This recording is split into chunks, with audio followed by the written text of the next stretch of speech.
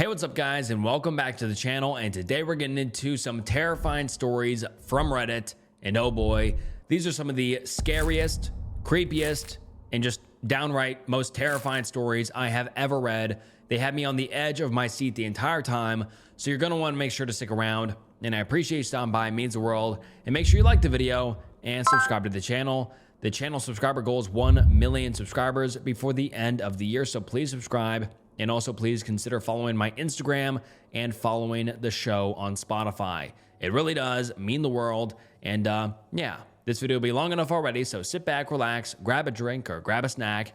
And without further ado, let's get into some terrifying stories from Reddit. I'm staying in a town where everyone seems obsessed with someone called Mr. Jangles. Written by Eldon.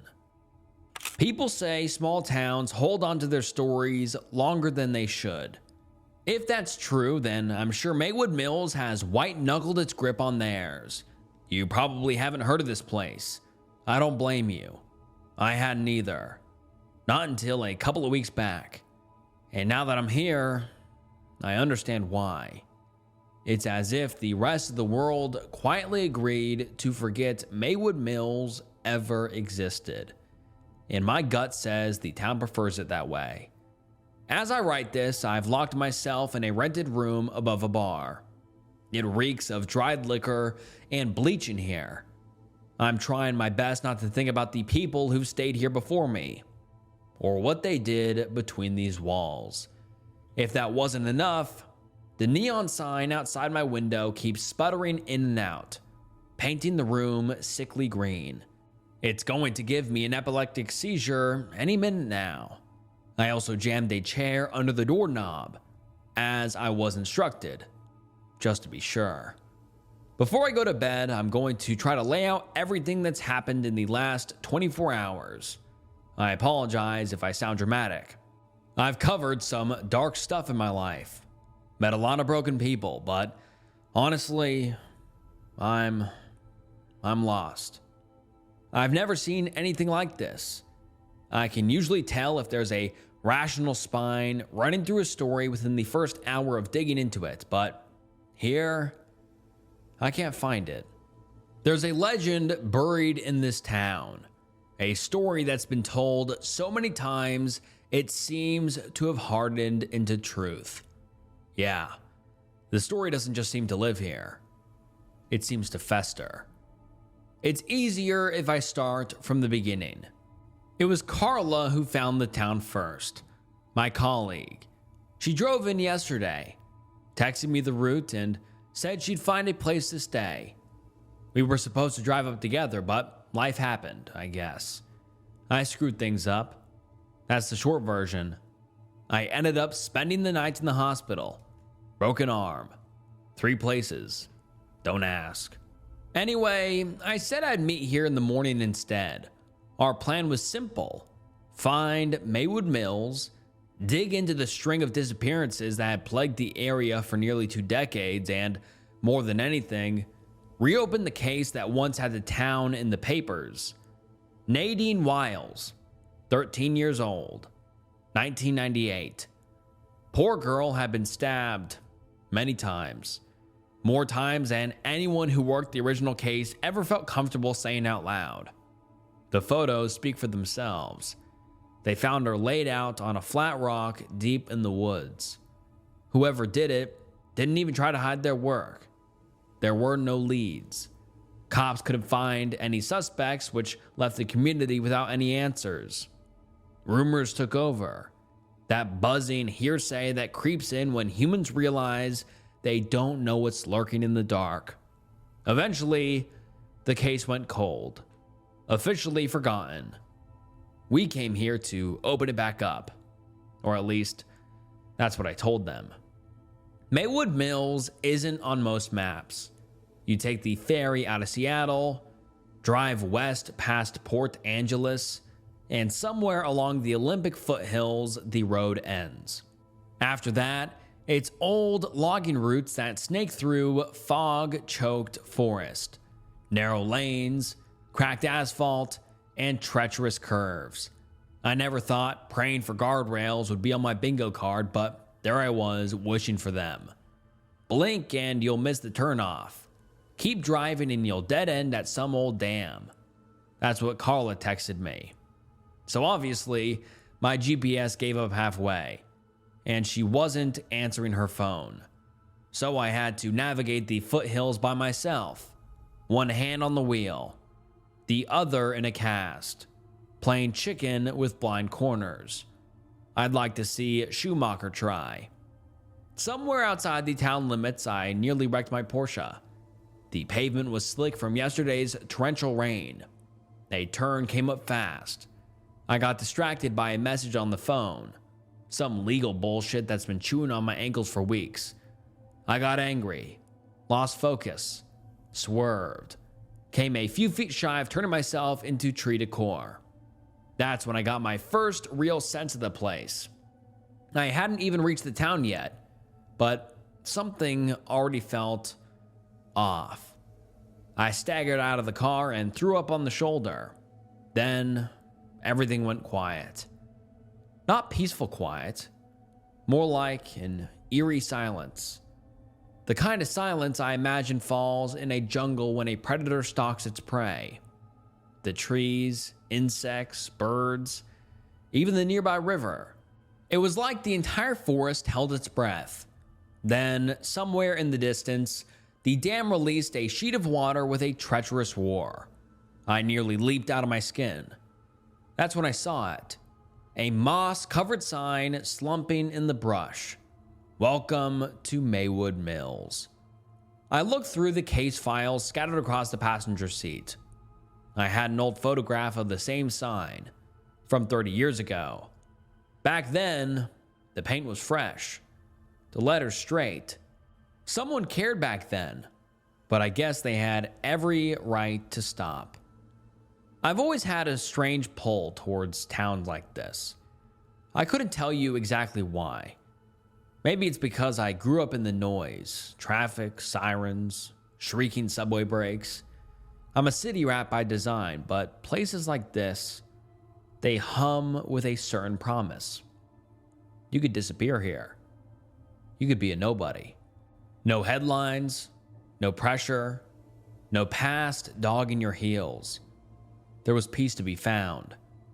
However, the charm wears thin the longer you look, because underneath the quiet, there's this weight.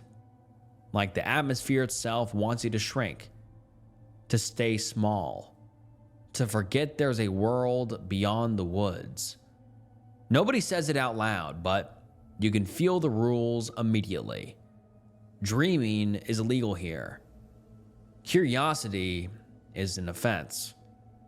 They don't like people leaving, and they like people arriving even less. That's what kills the dream for me. Not the isolation, not the decay, the people. As I drove in, nobody waved, nobody smiled. They just watched me roll past, faces blank and weathered, carved like worn gravestones. The only thing alive was their eyes, full of resentment and something else. Something heavy I couldn't place at first. Suspicion, grief, maybe fear. Or maybe it was just the big yellow letters FBI on my jacket that spooked them. Maywood Mills itself didn't offer much to look at. A couple dozen houses, most of them sagging or boarded up, a handful of stubborn businesses clinging to life. There was a school and a church that had seen better days, and of course, a bar. As if the depressing atmosphere wasn't poisonous enough. However, there was one thing that really caught my attention: the graffiti. Spray painted across abandoned storefronts, rusting garage doors, and brick walls was the same image over and over. A face, a crude drawing of a tall skeletal figure in a long coat and top hat. His eyes were black, empty hollows. On some of the portraits, he was almost a skull. Then he had this wide, childish grin that stretched ear to ear. It really got under my skin for some reason. Most of the time, he was drawn holding a ring of keys. Not a few keys like the ones you and I own. No, it was a massive, jangling hoop of them. If you remember the keymaker from The Matrix, you'll know exactly what I mean. I parked outside the bar. The whole building looked like it was one good gust away from collapsing.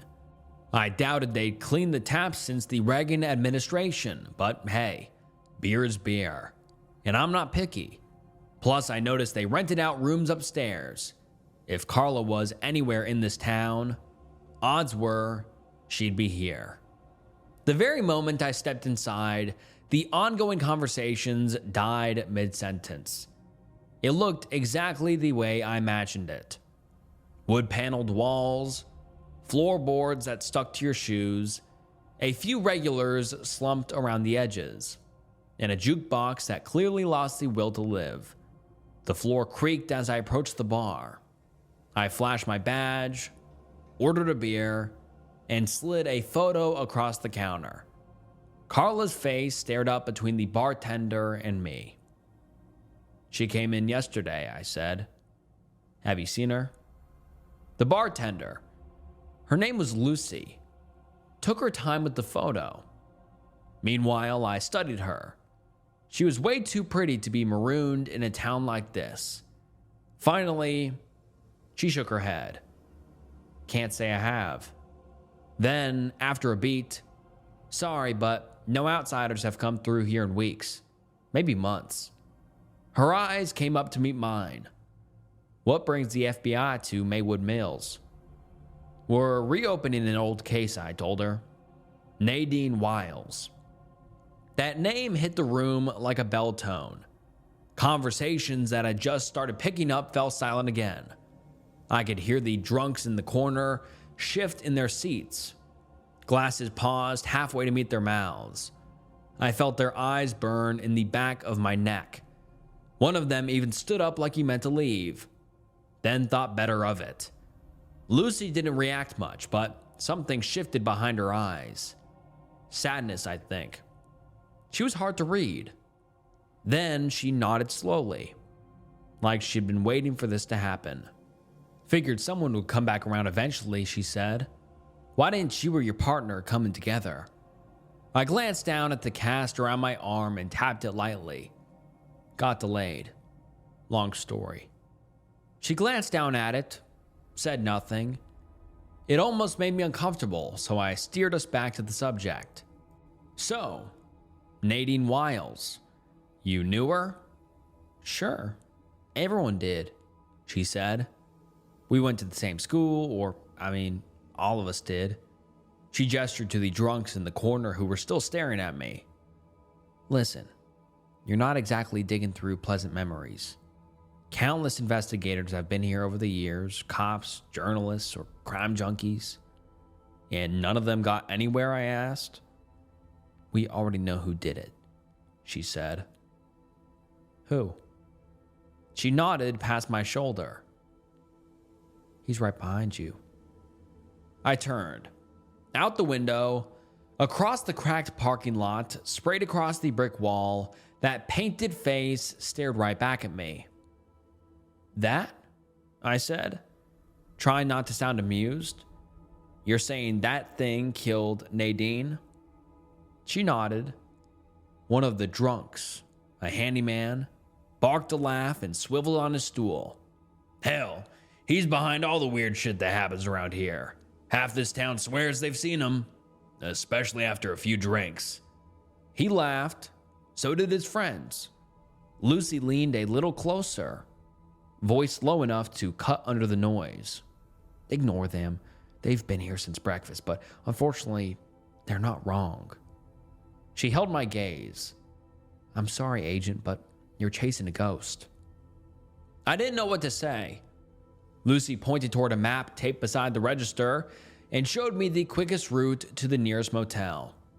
Said Carla might have checked in there. It felt like a nice and subtle way of saying, leave. So I didn't. There were vacant rooms upstairs. Nothing close to 5 stars, but if Carla had checked into some motel miles away for a bit of luxury, she had another thing coming. This town is where the conversations were. This was where work was. So instead of heading for the door, I ordered steak and eggs and a room for the night. While Lucy disappeared into the kitchen, the handyman peeled himself off his stool and shuffled over. He was in his mid-40s, with a bloated red face, breath sour with Miller Lite. He sat down beside me without asking. "His name's Mr. Jangles," he said, jerking his chin toward the fogged window. "Nadine Wiles was his first, back in '98. All the kids said it was him. Lives out in the woods past the dam. Nobody ventures out there alone anymore." "Mr. Jangles," I repeated, trying not to let the skepticism show too much. "That's right. That's what they called him. They say he has keys to every house in Maywood. That's how you know he's close. You hear him." He mimed the sound, shaking his wrist a little. Cha-ching, cha-ching, cha-ching. More barking from his friends. I looked back through the window at that damned face, the top hat, the smile, the black empty sockets. I have to admit, it creeped me out a little. "So, the Bureau's chasing campfire stories now?" he asked, squinting. I let the question hang. "Urban legends don't bother me. Lies do," I said eventually. "We're here for the truth." He let out a dry smoker's chuckle and tapped the bar with his dirty fingers right on the badge I'd left resting beside my glass. "Might want to get that fixed," he said. "It's chipped." I glanced down. He wasn't wrong. The edge was scuffed, the cheap laminate curling just a little. I palmed it without saying anything. Lucy came back and set the plate down in front of me. "If you're serious about digging into this," she said, "talk to Mrs. Wiles. She's still out on the edge of the town. Pink house, you can't miss it. She keeps to herself." She hesitated, then added, "And do me all a favor. Don't tell her I sent you." I finished my food and headed back out. The sky looked bruised, like the rain was thinking about coming back. I followed Lucy's directions along a cracked road, snapping a few photos of Mr. Jangles on the way. I couldn't wait to hear what Carla would make of all this. Lucy was right. The house was impossible to miss. Faded pink siding, shutters hanging crooked. Even in the middle of the afternoon, the curtains were drawn. The yard was crowded with the remains of a life that used to be loving and busy. Material for an abandoned treehouse, rusted tools, a collapsing stroller, a weather-beaten swing set. It broke my heart a little. I'll fast forward through most of it. You've seen the scene before. A grieving mother loses her child, blames the world, and shuts the door on it. Nothing new there. But I walked away with two things, or three if I'm being honest. First, she gave me a USB drive. Said it contained everything they managed to pull from Nadine's old computer. According to her, Nadine recorded a message that day before she died. Second, Mrs. Wiles didn't talk about Mr. Jangles the way the guys at the bar did. No jokes, no eye rolling. No. She spoke of him like any other suspect I've come across. And then there was the last thing. While she went to her bedroom to look for the USB, my eyes wandered around Nadine's room. I found her old diary from the summer she died tucked in the back of a shelf. I shouldn't have taken it, but I did. Mrs. Wiles came back a minute later and pressed the USB into my good hand. "You should barricade your door tonight, Agent," she said. "Shut your blinds. If someone knocks, don't answer. Stay still. Don't look out if you hear anything." So, that was my day. By the time I headed back, the sun was dying behind the tree line. I called Carla again. She didn't answer. What the hell is she up to? I'll drive out to that motel tomorrow if I have to. I'm going to need her on this. She's the charming one, the one people usually open up to. I'm better at the technical stuff and pushing people over the edge. Oh, and one last thing. I checked the USB. I've only ever seen photos of Nadine with 19 stab wounds in her body, so it was strange, wrong almost, to see her alive.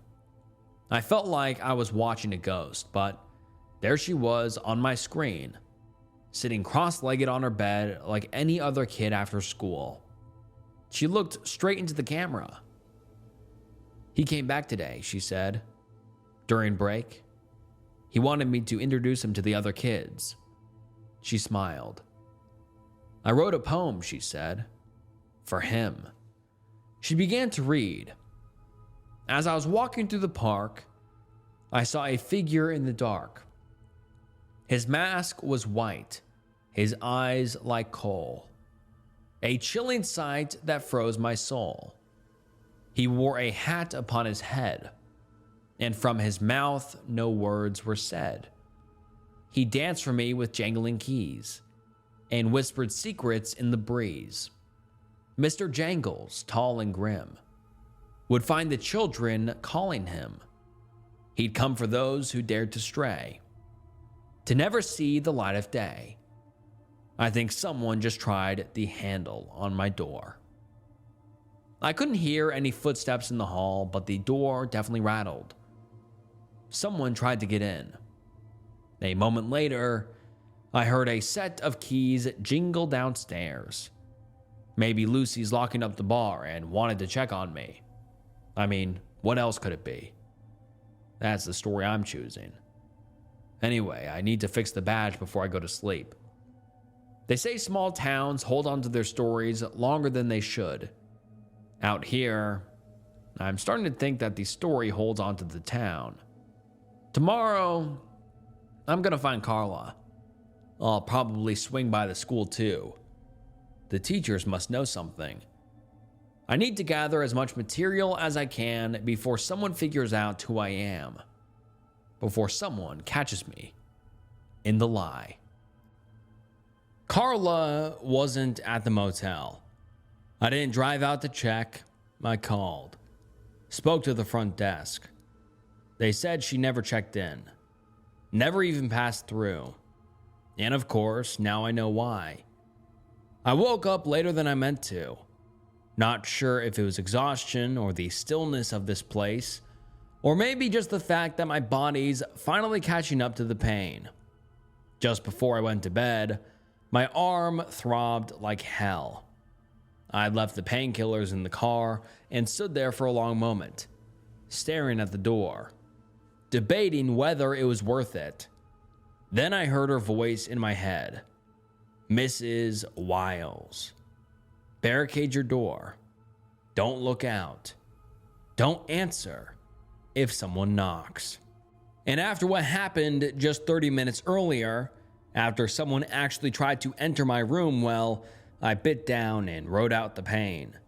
Lucy was already behind the bar when I came down, setting up for the day. She had a plate waiting for me. Scrambled eggs, bacon, toast, black coffee. Said she figured I'd need it. I didn't argue. As I sat down, I asked her when she locked up the bar last night. She said just after midnight. It checked out. She smirked as she set an expired ketchup bottle on the counter. "What?" she asked. "Did you hear something, Agent?" I lifted my coffee, held it there for a second.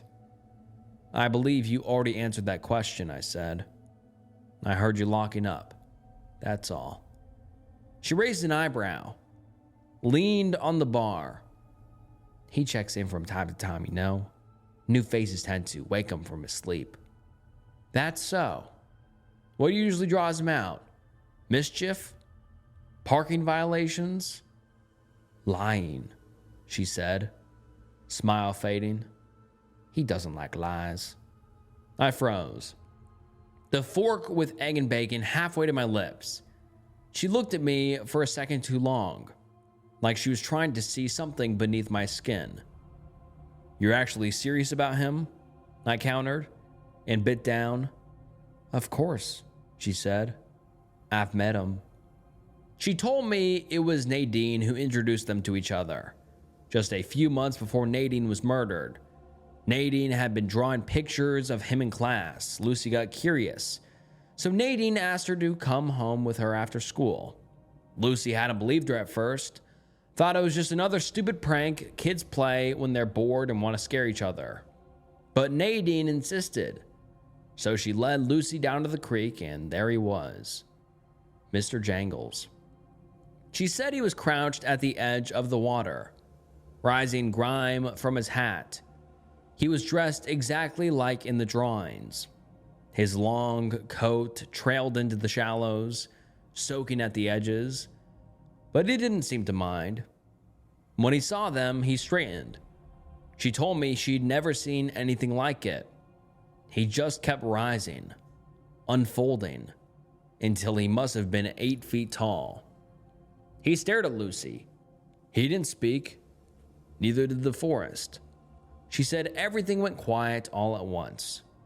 Then he bowed and began to dance. A slow, delicate movement. Not joyful, not menacing.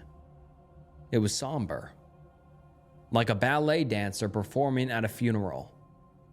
See? Nadine had whispered to her. And when the dance was over, he bent down, picked a single flower growing by the stream, and offered it to Lucy. I didn't press her for more. There was nothing to gain. I just felt sorry for her. They were clearly busting my balls or just being completely delusional. That's the thing about local legends. They start as fiction, patches people stitch together when reality doesn't make sense. But tell a story long enough and it stops feeling like one. Eventually, it becomes the only explanation that fits. Was I starting to believe in him? No, but I was looking for patches to stitch. And right now, Mr. Jangles was the only lead I had. So, at least he's earned a place in my head. I thanked her for the food and stepped outside. That's when I saw my car. It sagged to one side, the bumpers practically kissing the pavement. The whole thing looked crooked. It took me a few seconds to realize the front tires had been slashed. Yeah, I know a knife puncture when I see one, and I sure as hell didn't hit a nail on the way in. No, these were clean, deliberate cuts, deep gouges, a precise kind of vandalism. Rage came up fast and stupid, same as 2 days ago. For a moment, I forgot how I ended up in the hospital. I was on a collision course to repeat my mistake. I stormed back into the bar. I could take the side eyes, the muttering, and all the other small town bullshit, but someone messing with my Porsche? That crossed a line. My arm might be out of commission, but the other one still works just fine. Lucy calmed me down, but she wasn't surprised. Probably the local skater kids, she said. They don't see cars like that around here. Then, without missing a beat, people don't like strangers who make noise in Maywood. If you're going to stick around, I suggest you do a better job of blending in. She had a point. Since I was unable to drive, she lent me a phone, and that's when I called the motel. With no luck tracking down Carla, Lucy helped me get the car towed to the only mechanic in town, Dale Thompson. 50s, oil-stained coveralls, grip like a wrench wrapped in sandpaper. I remembered him from the bar yesterday. He's the one who stood up when I mentioned Nadine, but then decided to stay. He gave the tires a quick glance and scratched his head. 2 days, he said. We're slammed. I looked around the shop. It was empty. I can, see that, I muttered. He held my stare a moment too long, like he was waiting to see if I had something more clever to say. I folded. Whatever game they were playing, I wasn't going to win it by pissing off the only guy who could get me back on the road. With no car and still no sign of Carla, I had no other choice but to start on my own. Rain was a few hours out, so I hiked into the woods toward the spot where Nadine Wile's body was found. The distance wasn't far, but the walk dragged. Maybe I'd just been out in nature too long, but forests like these have a way of stretching space. Every turn looks the same, every tree, every rock, and, of course, everything was wet. That deep, bone-soaking damp that seeps into your shoes and socks and stays there. The ground was soft and waterlogged, every step sinking just enough to remind me that comfort was far behind me. Did I have anything positive to say? I guess the forest was beautiful. There's something about the way trees and animals come alive after rain. But they knew how little dry time they had left, and so did I. I stopped by a shallow creek and held the crime scene photo up to a moss-covered rock. It was the same one, sunken into the earth like an altar. As I mentioned before, Nadine was laid out on it. 19 stab wounds, arms, legs, torso, throat, head. Whoever did it wasn't in a rush, didn't panic, didn't try to hide what was done. They stood here and they took their time. Sure picked a beautiful place for it. I'll tell you this, if Mr. Jangles really exists, if he actually did this, then he's not a ghost story. He's a sadist. I took notes as I moved through the clearing, retracing the scene, tried to picture how it happened. The original cops never agreed on the basics. Where she was killed, where she bled out, whether this rock was the murder site or just the stage. Sloppy work if you ask me. Or maybe just fear disguised as incompetence. Then I noticed something in the mud. A few shoe prints. Women's size 10. Carla wears a 10. I knew that because she once borrowed a pair of my joggers and joked they fit her better than they did me. I crouched down to take a closer look, and that's when I realized it had gone quiet again. No wind, no birds, no sound at all. Then I heard it. Keys. Dozens of them. Clinking. Shifting. Moving between the trees. I spun around. Looked everywhere. But there was nothing. Just me, the creek, and the rock. Then, all at once, the forest exhaled. The sounds came rushing back, along with something else. Something I hadn't heard before. Children's laughter. I followed an old game trail through the trees and realized I was closer to the school than I thought. Maywood Mills Elementary, tucked just behind the tree line. I approached the chain link fence. Kids ran across the cracked blacktop in chaotic zigzags, lost in their own fantasy. That's when I saw it. Chalk. Drawn into the hopscotch squares, his face. His godforsaken face. The kids were hopping back and forth on it, chanting Nadine's rhyme. Staring at kids like that might get you in trouble. The voice came from behind me. A woman, early 30s. Warm eyes, cardigan over a frayed dress. Holly Rogan, she said. I'm the teacher here. I introduced myself, flashed the badge. She didn't bother to look at it. Of course she knew who I was. The whole town probably did by now. I gestured to the hopscotch.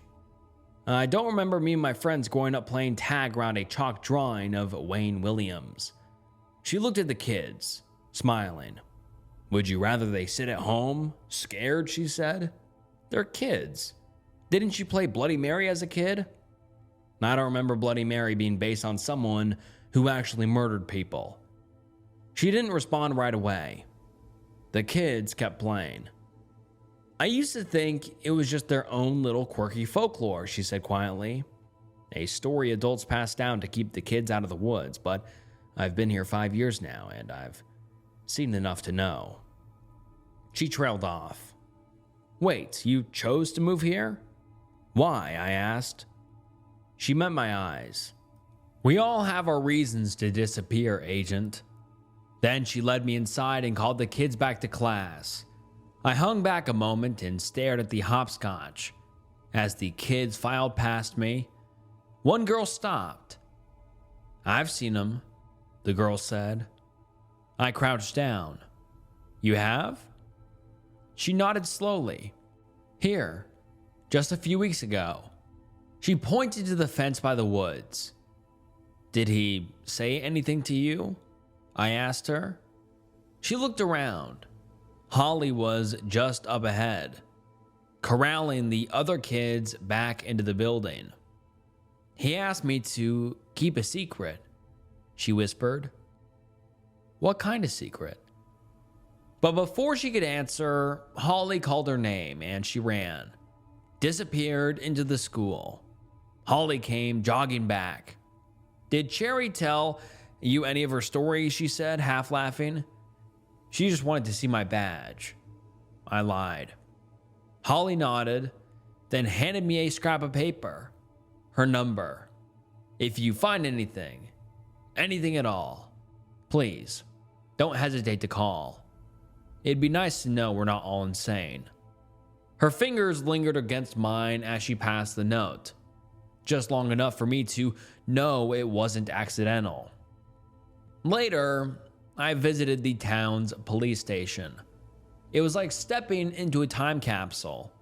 Peeling paint, phones with cords, a stack of unpaid parking tickets from the 90s.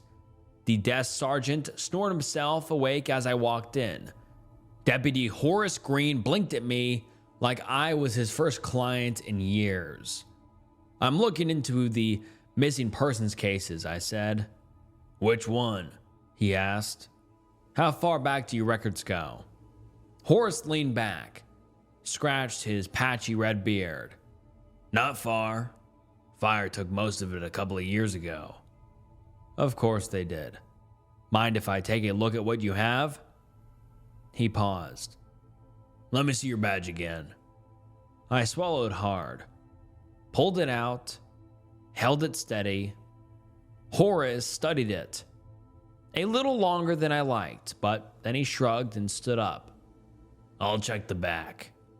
As he disappeared behind the door, I took out my phone. One more try.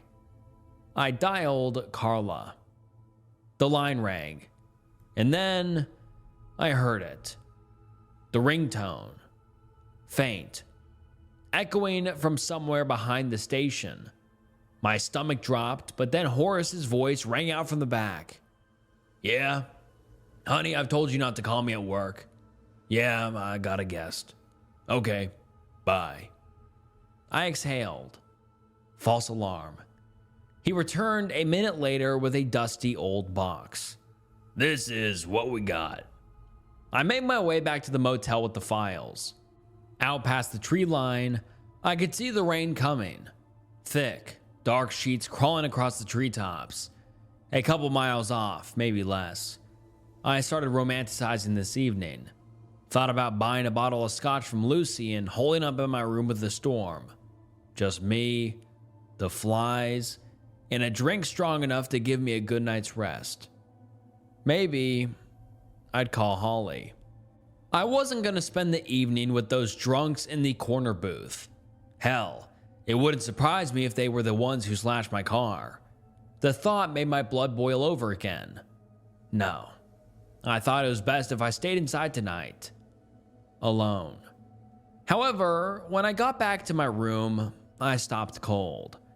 There was a note taped to the door. Just 2 words. The dam. I stood there for a long time, listening to my own breath. The muffled clink of glassware downstairs, the raspy cough from the jukebox. Somewhere far off, thunder rolled. Then I did it. I went out. I shouldn't have. I knew that even as I peeled the note off the door and folded it into my pocket, I should have listened to my gut and waited for daylight to make things feel less intentional. But curiosity has always been my worst habit. The rain hit hard. It came down like a hammer, cold and relentless. Within minutes, I was soaked through. My cheap jacket did its best to keep me warm. The roar of water hitting the canopy got louder with every step, a constant swallowing sound that made it hard to concentrate, like the forest itself was trying to hide whatever was waiting there to attack me in the dark. When I finally reached the dam, my instinct told me to stay back, so I ducked into the brush. The dam looked old, very old. The structure slumped against the earth. Rust bloomed against the iron gates, and half-collapsed steel beams jutted out at odd angles. Moss and rot clung to everything, a monument to erosion, held together by sheer stubbornness. A thin sheet of black water had pooled beneath the structure. That's when I caught the flash of light. I ducked down and squinted through the wet leaves. 2 men were wading deep in the shallows, flashlights sweeping across the water. As my eyes adjusted, I recognized them. It was Horace and the handyman from the bar. They were calm, focused, talking low. Their lights stayed across the dam's surface like they were searching for something just beneath it. Fortunately, they hadn't seen me. I stayed hidden, snapped a couple of photos with my phone, my hand shaking more from adrenaline than the cold. Whatever they were doing, one thing was clear. It wasn't meant to be seen. I didn't wait around to find out more. I turned back and left while I still could. On the way back, I climbed a steep, muddy incline. The rain had carved thin waterfalls through the dirt, washing away leaves and debris, exposing roots and stones that hadn't seen daylight in years. I was one Dilophosaurus away from being Dennis Nedry in Jurassic Park. That's when something caught my eye. A glint of leather, lodged in the tangled roots of a bush, half buried, caked in mud. I knelt down and brushed away the soil, and a cold weight sank into my gut like wet cement. It was Carla's badge. Damaged, peeling, but her photo was still there. Her face staring up at me through the fogged plastic. She'd been here. That's when the world went quiet again. Not the water, I could still hear that, pounding and endless, but everything else vanished. Then I felt it. Eyes. So I turned. And there he was, a good distance away, standing just inside the tree line. Mr. Jangles. The rain streamed down the tall hat on his head and ran in dark lines along his coat, dripping from the hem like he was melting into the ground.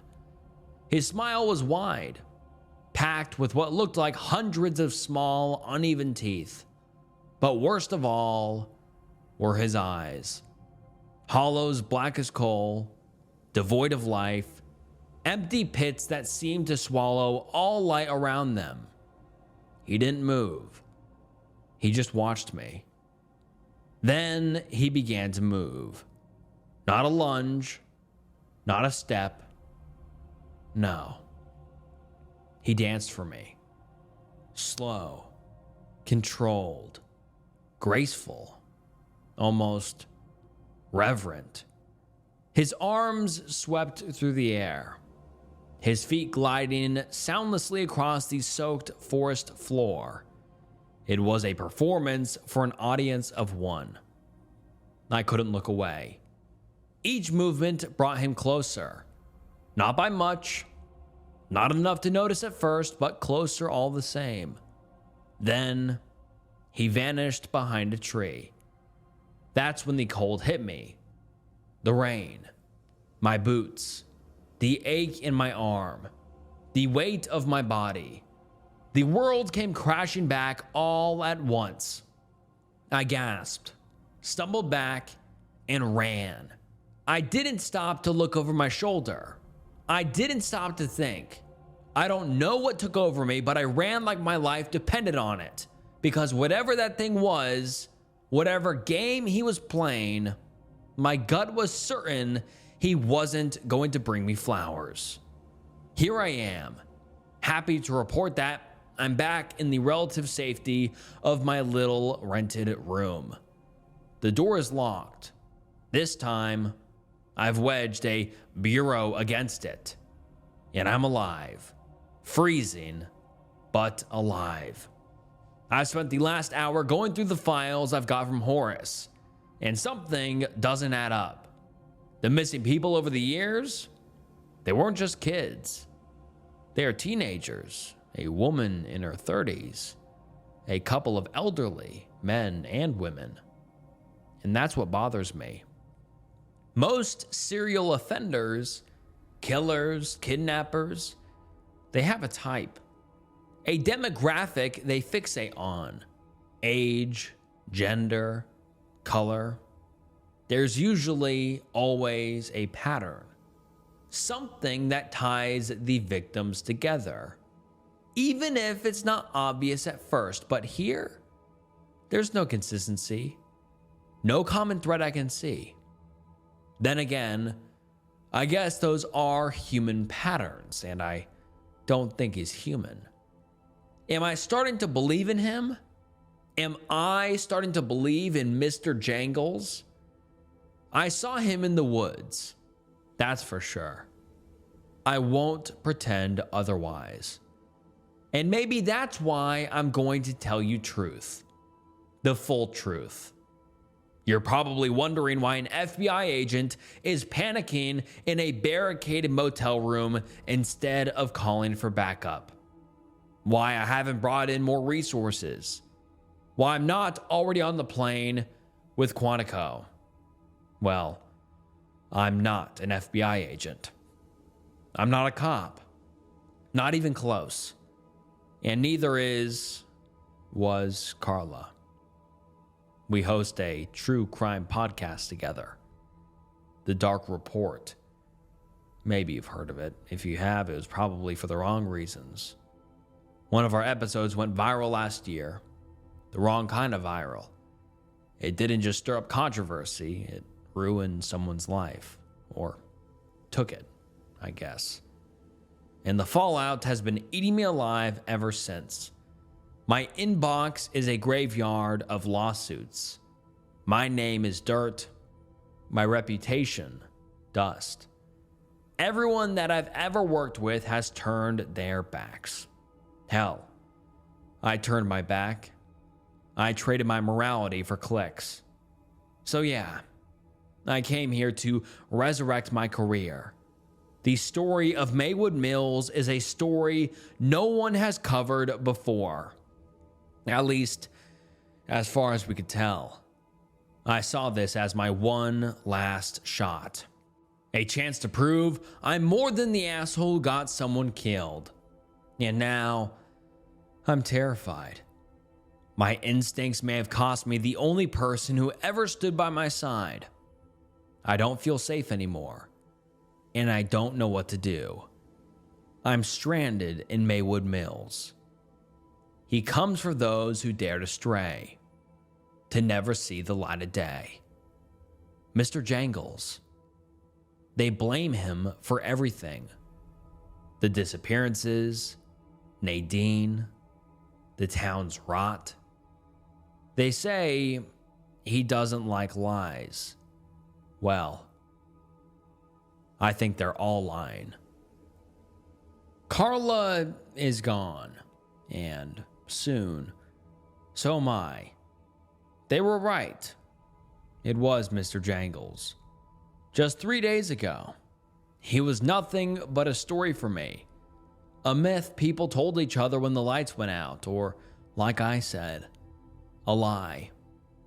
The next day, he became real. And now he's going to be the thing that kills me. I don't know how much time I have left. If this message cuts off, if it just ends, then assume the worst. Assume I didn't make it. I'm not writing this from the safety of my rented room anymore. I'm somewhere else now. I think I know where. I can tell it by the smell. You could practically taste the wet soil, and I can feel the dirty water drip on my legs. There's no reception here at the moment, none at all. So I don't even know if this update will ever reach you, but if it does, never come to Maywood Mills. Not out of curiosity, not out of pity, not because you think you're any smarter than me. Stay the hell away. I'm going to type this out as fast as I can. I'm cold and running out of oxygen. My hands won't stop shaking. This will be my final update, and I'll tell you everything I can. Everything I figured out while I still can. That night, I stormed back to the bar. The regulars were exactly where I'd left them, hunched over their drinks like barnacles clinging to a shipwreck. The jukebox wheezed out the same tired country song. Same dull eyes were staring into half-empty glasses. Nothing had changed for them. But everything had changed for me. The handyman, who I'd find out was called Mickey, and Horace were at their usual table, still soaked from the rain. Mud caked their boots, and their coats dripped onto the floor like the storm had followed them inside. They hadn't been back long. I didn't waste time. I slammed Carla's badge down on the table, hard enough to make the glasses jump. Where is she? I know she's been here. Mickey didn't look up. He just stirred his whiskey like he hoped to find another one of his dirty lies swirling at the bottom. Speak, goddammit, I yelled. He just downed his drink. I opened my mouth to press him further. Then I heard it. Chairs creaking. Boots shifting on that god-awful sticky wood. The bar had gone quiet. Everyone was watching me. Mickey finally spoke, slow and gravelly, like I was interrupting something important. Yeah, he said. She came through. Dale saw her. She said her phone was dead, needed a charger. There are no phones here, so we told her what we tell everyone. The next town's a few miles south. She drove off. That's it. That's not it. I heard your friend here speaking to his wife the other day. Landline, Horace muttered with a cheeky grin. You're withholding information from a federal officer, I snapped. Now he looked up at me and smiled. And what are you gonna do about it? He said. Call back up? I froze. I didn't know what to say. I guess authority only works when someone believes in it. The room seemed to lean in. I want to talk to Dale, I finally said. Where is he? Behind me, Lucy's voice cut in, cold and flat. Dale's dead. I turned. Lucy was standing in the doorway, arms crossed, eyes grave. Mickey and Horace just found him, down by the dam. A western rattlesnake got to him, we think. He fell in and drowned. What? My voice cracked. A rattlesnake? She didn't answer. She didn't have to. I could feel it now. That heaviness in the room, the thing I'd mistaken for hostility, it was grief. Every eye was on me now. The stranger, the outsider. A low-life trucker in the corner eyed the mud on my boots. No, I'm not joking, Lucy said, sharper now. Come on. She led me down the back hallway, past stacked chairs and crates of liquor. Even here, the smell of bleach stung my nostrils. She opened the cold room door, and there he was. Dale. Pale, bloated, draped across a table like a shot deer. Dirty water slid from his fingertips, dripping onto the tile below. I just stood there, listening to the drops. I couldn't move. My breath got stuck somewhere high in my chest. The air felt thinner, like the room was closing in on me. "You've never seen a dead body before, Agent?" Lucy asked. "Of course I have," I said. It was a lie. I'd seen bodies in photographs, in reports, in situations where you could look away. This was different.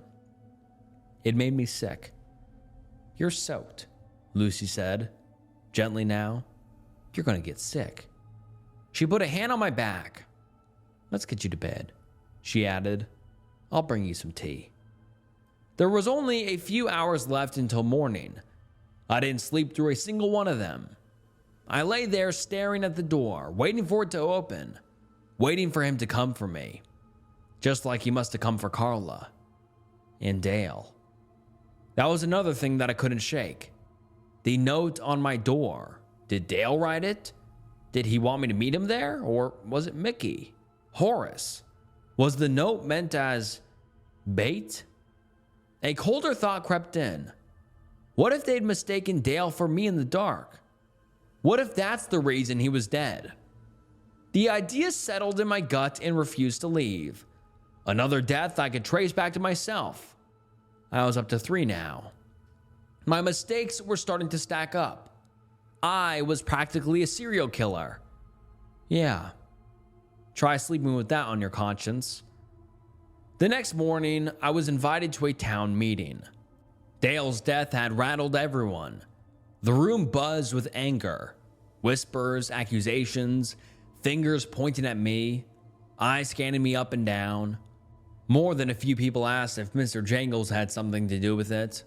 Apparently, he hadn't taken anyone in a while. Except Carla, I thought. I didn't say it out loud. I was afraid of what would happen if I did. I knew I wasn't welcome anymore. I could feel it in the air. I was the outsider who'd brought trouble with him. That stirred their effed up idea of peace. Heads turned toward me. Angry eyes glared at me. Voices sharpened. If Holly hadn't stepped in, put herself between me and the crowd, I think they would have run me out of town right there. The strangest part was how rehearsed it all felt. The outrage, the blame, the fear. It was like they were all reading from the same script.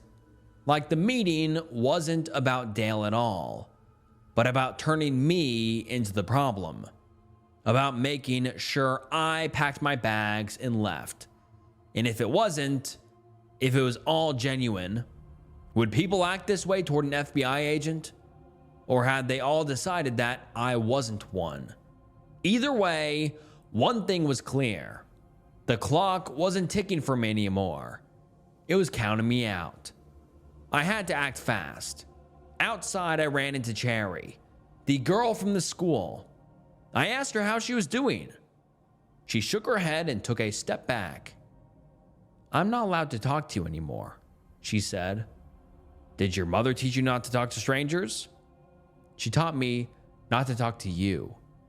She giggled. She glanced around, then whispered, "I have to keep Mr. Jangles' secret.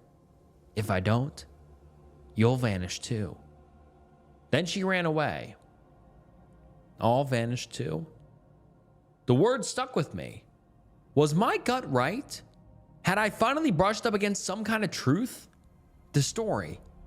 The god-awful lie everyone here agreed to live inside. But if that was the case, the work felt impossible. I mean, how can you sniff out the truth in a place built on lies? I came here to find justice for Nadine. But can justice even exist in a place where lies have become the law? Where pretending not to see is the price of survival? Does the truth just rot quietly, patiently, the same way Nadine did? In the same way all those people vanished, out in the open, while everyone else looked straight past it. For the first time, I didn't know what to do. With my car still out of commission, Lucy offered to drive me to the nearest train station. Said they'd have someone else finish the repairs and tow the car to me once it was done. All she needed was my address. Let me tell you, something about giving it to her didn't feel right. At the time, I told myself it was just paranoia, another symptom of too little sleep and too many unknowns. But then something else awakened in me. Something I said last night in the bar. Tangled up with an unhealthy dose of stubbornness. A need to make things right.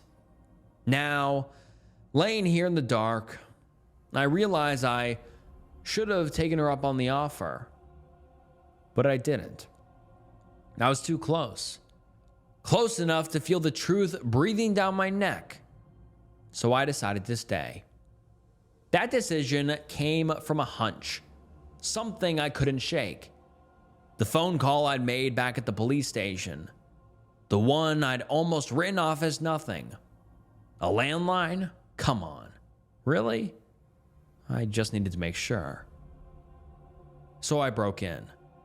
As the evening fell over Maywood Mills, I waited until Horace left. Then I said, fuck it, and put my elbow through the back window of the police station.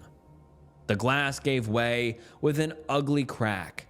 I climbed inside and peeked back out onto the street. The coast was clear. No shouts, no lights came on. I turned my attention to the station. And there it was, lying by a charger next to a humming fan. Carla's phone. The screen lit up when I touched it. Her lock screen stared back at me. Carla and her daughter. Cheek to cheek at the Grand Canyon. My throat tightened. I felt nauseous. Swallowed it down. Every message I'd sent her was there. Every missed call, dozens more from her fiancé. I checked her notes. I wasn't sure how long she'd been here before Mr. Jangles took her. But maybe she'd been here long enough to see something I hadn't. She was better at this than me. Always had been. She'd made a note 4 days ago. The day before I arrived. Havers, 1998. But before I could make sense of it, I heard something outside. Keys. I froze and slowly turned towards the door. Then I heard the unmistakable sound of metal sliding into metal. His keys entered the lock. I didn't think, didn't hesitate. I shoved the phone into my pocket and bolted for the broken window. Glass bit into my palms as I hauled myself back out. The last thing I heard was the door creaking open behind me. I didn't look back. I ran as fast as I could to the elementary school. And with a little courage left in the tank, I busted my second window of the night. Lucia told me most of the locals still clinging to Maywood Mills had gone to school with Nadine. That they'd all been in the same class. But I'd never heard of this boy, Lyle. Not once. The school itself was unsettling. Not because it was falling apart, though it was, but because of what filled it. Crayon drawings of Mr. Jangles lined the halls, taped to the walls, hanging on classroom doors, kids holding his hand, him dancing in the woods, him picking flowers by the creek. It almost felt like curriculum. Suddenly, the idea of a cult didn't seem far-fetched.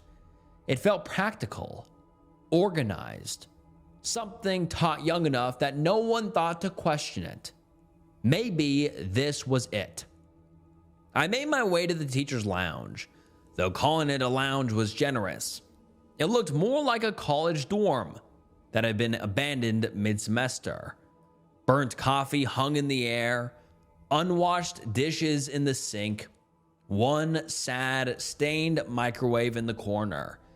In the back, I found a tall metal filing cabinet. And there they were. thick, dust-covered yearbooks. The kind schools used before everything became digital. Nadine's murder happened late summer, which meant she'd still be listed in the 1998 edition. However, it wasn't there. It was gone.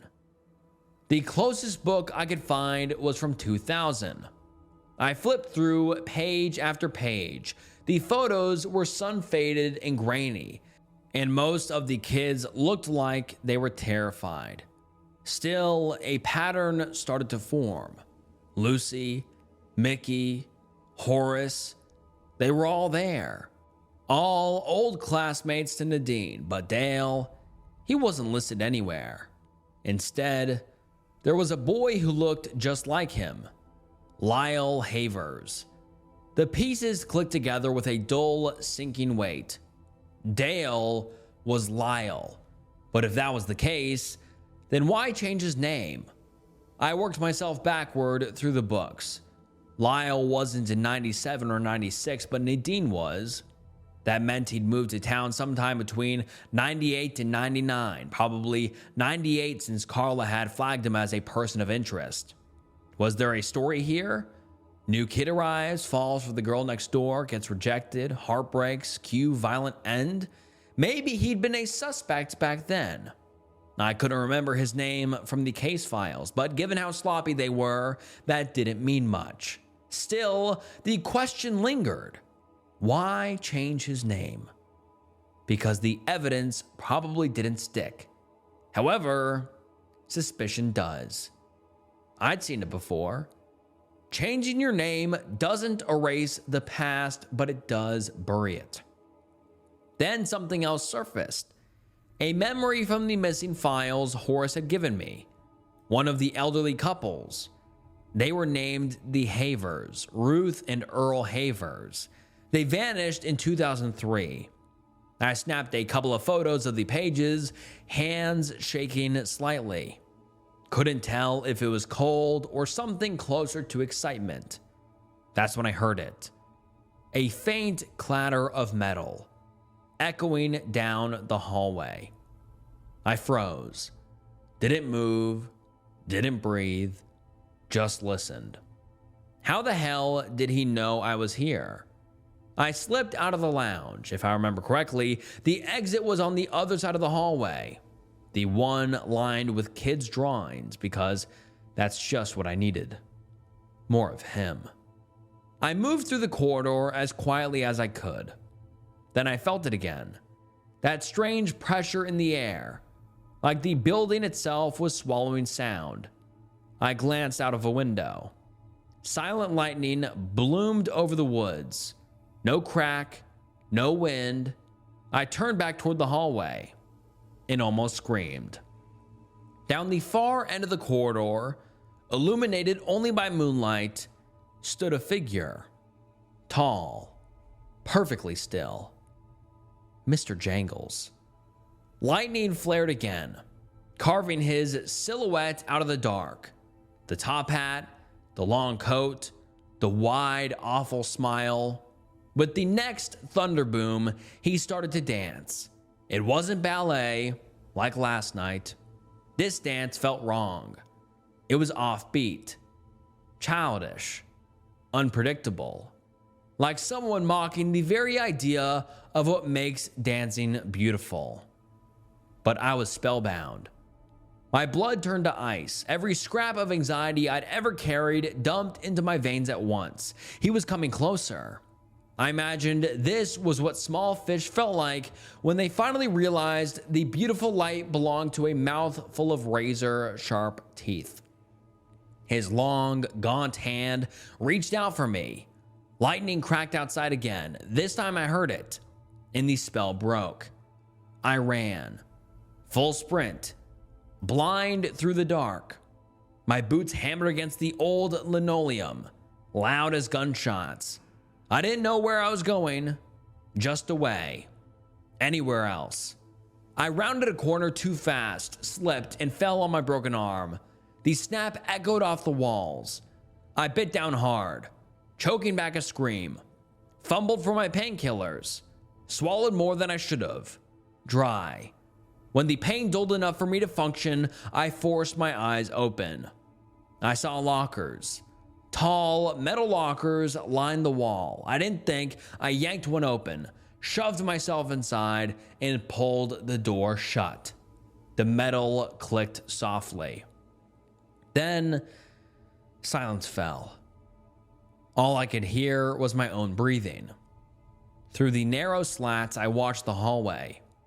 My heartbeat thundered in my ears. Then a horrible sound filled the silence. Keys scraping against metal. He was dragging his keys against the lockers, one by one. I could hear him getting closer. I did my best not to move and held my breath. My sweat ran cold down my spine. My arm ached with pressure. Then he paused, just a few feet away.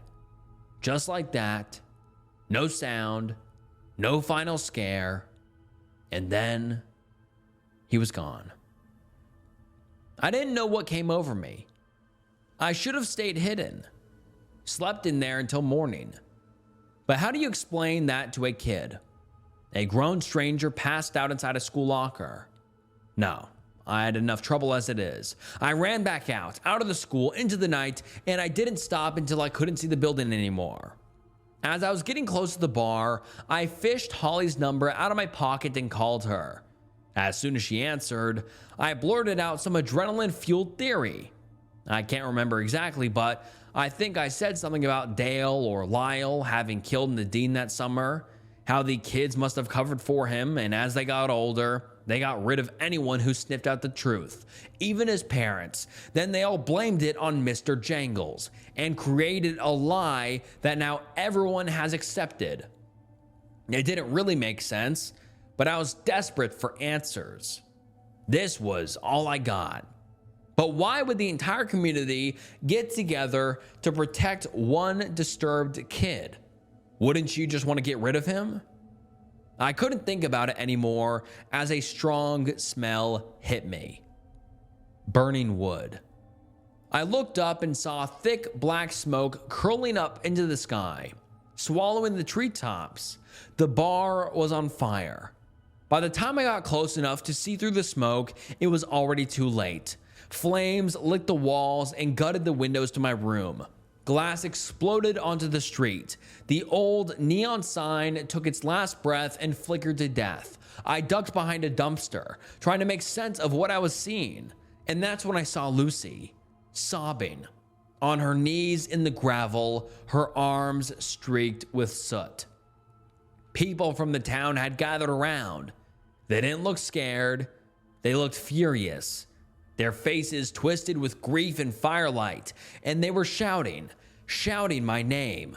They were hunting me. I slowly backed away and ran down the street.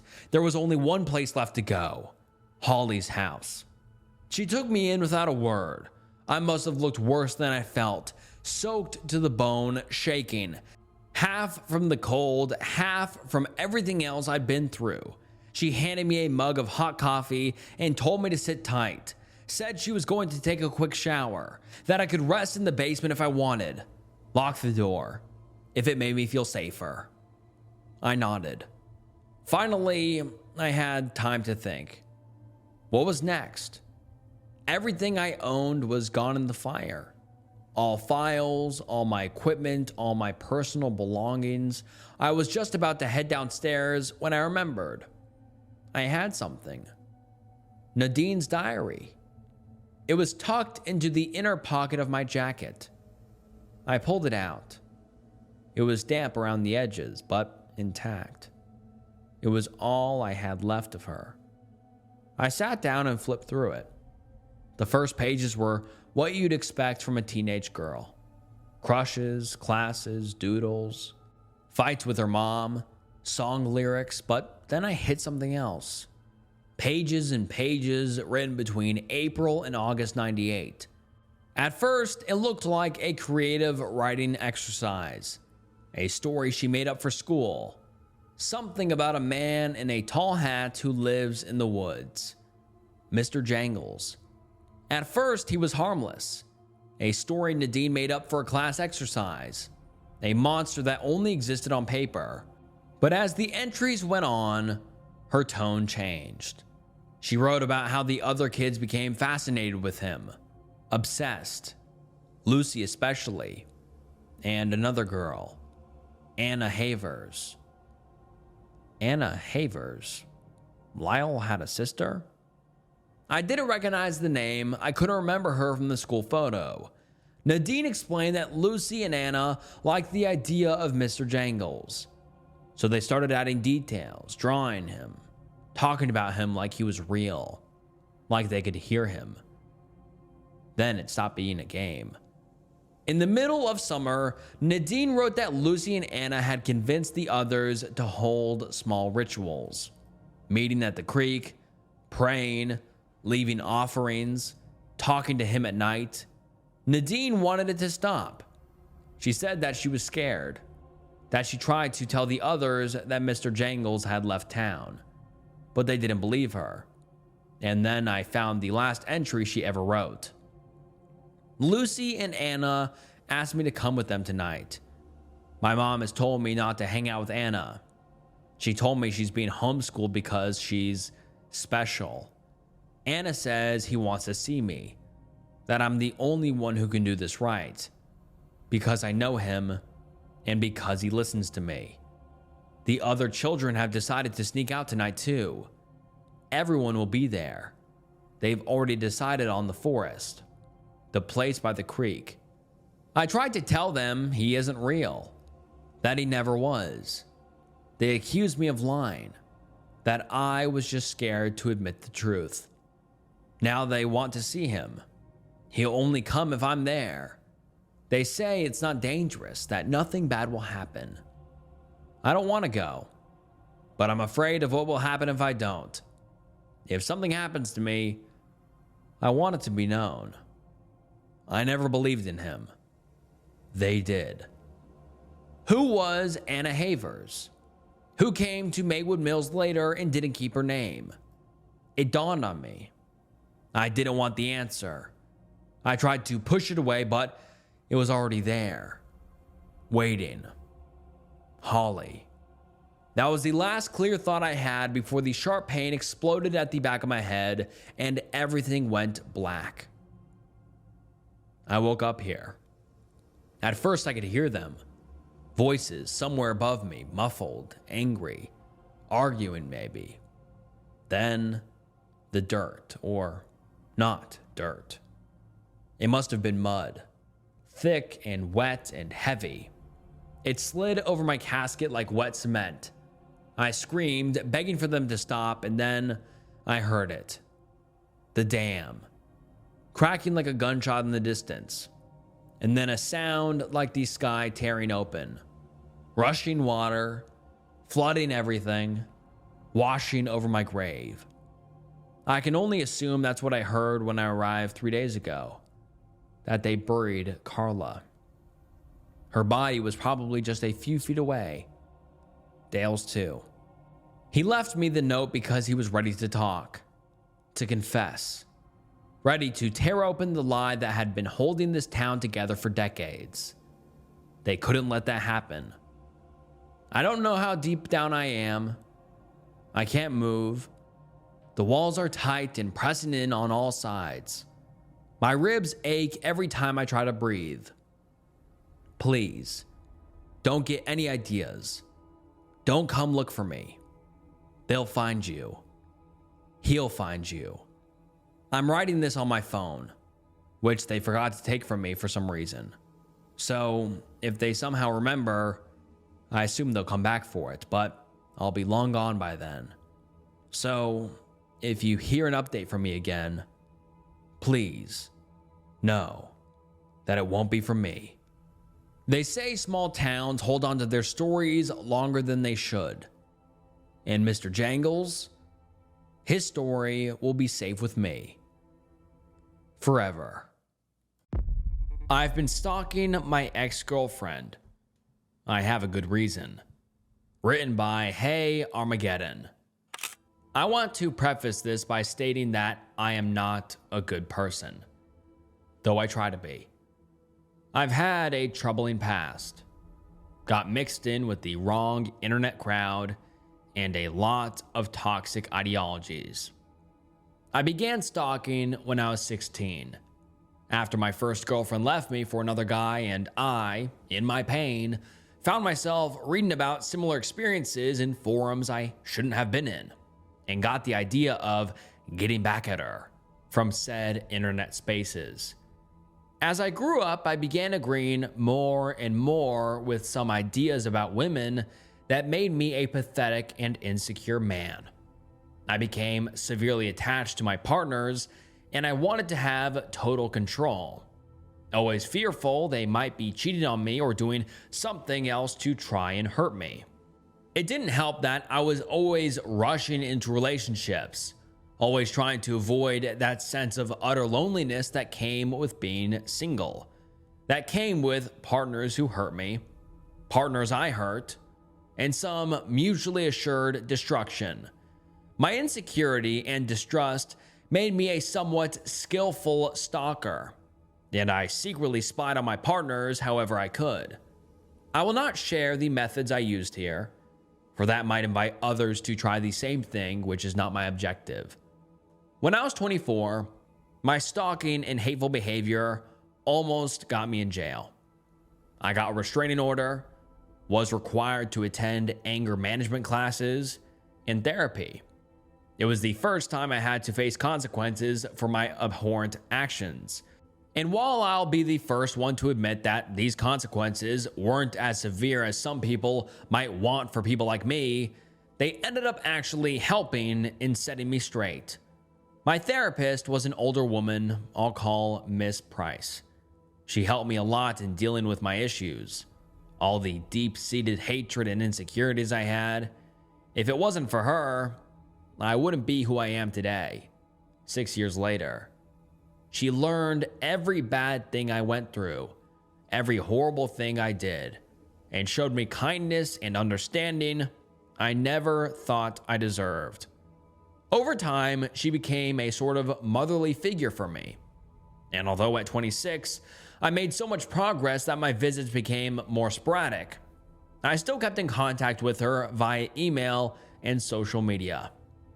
3 years ago, I met Emma, a gorgeous girl with a bubbly personality and a heart of gold, always wearing muted greens and reds and sweaters and scarves, silky brown hair reaching down her back, and a pair of round glasses that completed that cozy look that immediately made me feel attracted to her.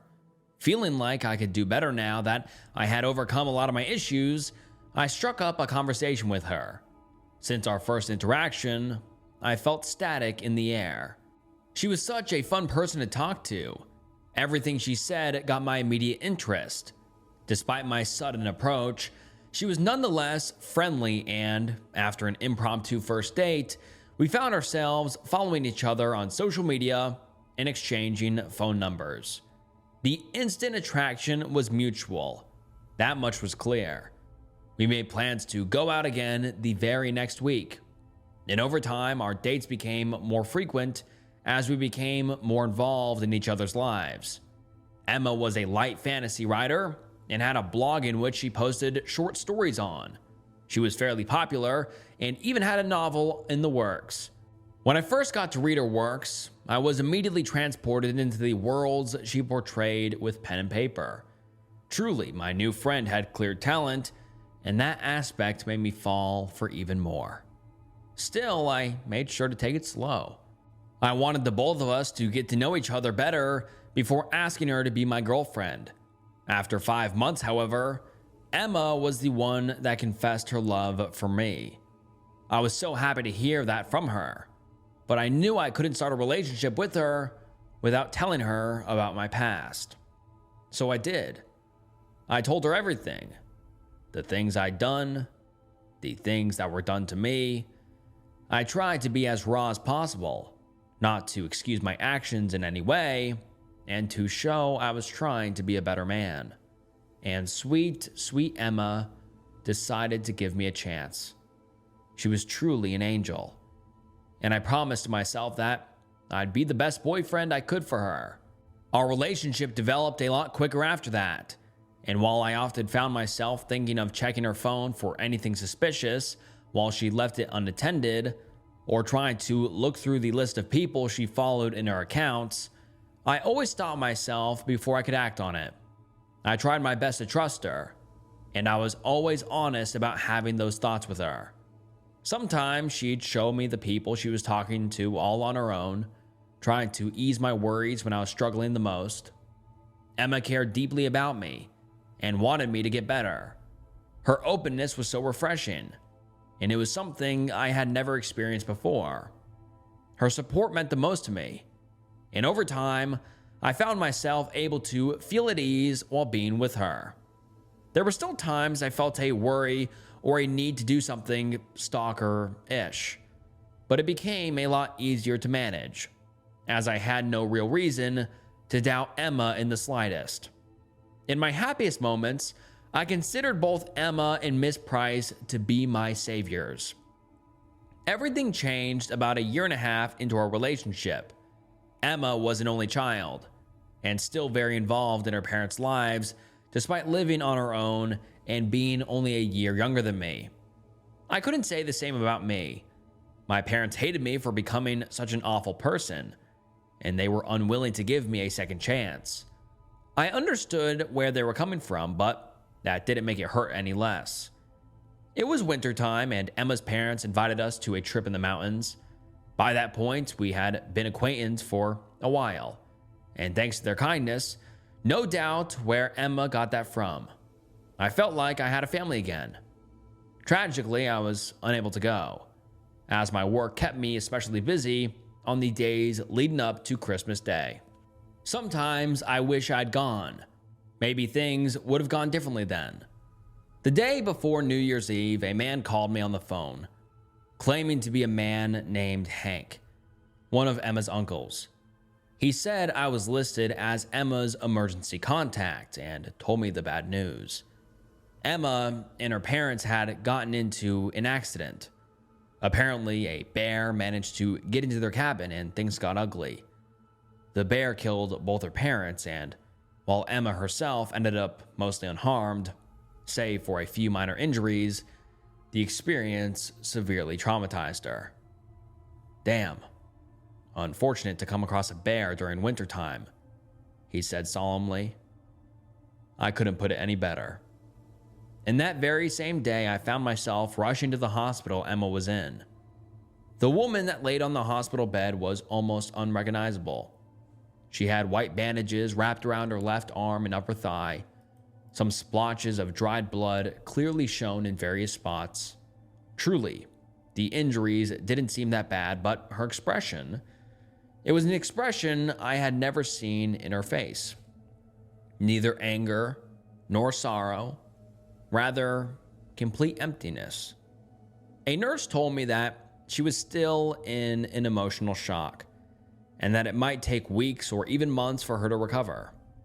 As I tried talking to her, she replied to me in a dry, monotone tone. Her eyes looked dead, as if there was nothing left for the woman I loved. Later, I found out she had incurred memory loss. Weeks passed, and I had her move in with me so I could take care of her. It was an uncomfortable time, but I genuinely wanted to take care of her and help her recover. She became clumsy, and she had forgotten even the most basic of things. I had to teach her things like how to eat properly and how to cook. She was relearning many things, including some she taught me herself in the past, and most of her friends and family were severely worried for her well-being. I sought the aid of specialists in the medical field and was told it was most likely due to high stress or perhaps some head injury we didn't know about. After getting some studies done, we were told they could find no such injury. At least her ability to relearn these skills wasn't impeded in the slightest, and it seemed as if her mind was as sharp as ever. It was a tough time, and with memory loss, I was also forced to manage her social media and keep note of her passwords while she readjusted. This gave me a lot of unwanted power over all of her messages and information, but I felt proud for being able to fight those urges with relative ease. 6 months later, things came back to a somewhat normal state. Emma learned things quickly and seemed to become more efficient at doing everything than before. That also came with a shift in personality, however. Her bubbly and kind demeanor changed to a more serious and uncaring attitude. It was as if she had become a completely different person, as if my Emma wasn't there anymore. At first, she wouldn't even hug me, and I didn't want to try any kind of intimacy, knowing she didn't remember her feelings for me. We didn't even sleep together. I just let her sleep in my bed while I slept on the couch. As she began getting better and questioned what our relationship was, I told her that she could decide that once she processed her feelings for me. As much as it hurt, I didn't want her to feel forced to be with me if she didn't feel love anymore. Soon after, she started demonstrating affection in weird ways. She would bite me, over time with greater intensity, and lick my arms or neck, all the while still unwilling to hug me often or even kiss. After that, I would wake up in the middle of the night and find her standing next to me, staring. Often I'd shriek in horror at the sudden sight of a dark figure in front of me, but as it became a common occurrence, I got used to it. Every time I asked her what she was doing, she told me she couldn't sleep that night, and that watching me sleep helped her sleep as well. I began growing increasingly worried, but as she had never once hurt me while I slept, I tried to bear with it as best as I could. To make things simple, I had her use one of my emails so she could learn how to use my computer at the start, since her laptop got destroyed in the attack. After she'd readjusted, it became a habit for her to keep using that email while using my PC, even though her phone had her normal email in it. She didn't seem to find any reason to switch emails or even manage multiple accounts anymore. She was comfortable simply using what was on each device by default. A few months ago, while using my computer alone, I decided to check my browser history to look for a website I was visiting the day prior and had forgotten the name of. Naturally, the searches there were a mix of mine and hers, so I didn't bat an eye when I saw random video searches I didn't look for, or the odd site here and there. That was until a specific search caught my eye. Jobs that work with fresh corpses. This was quite off-putting, but I tried to rationalize that maybe she was writing again and needed some inspiration. After all, her memory loss also came with changes to her interests, and while she no longer was into writing, she developed a taste for horror that could be leading into, perhaps, writing stories of a different genre. The odd search got me curious, and I began to look further down the search history. I could find a lot of true crime, urban legends, and close encounters with monsters.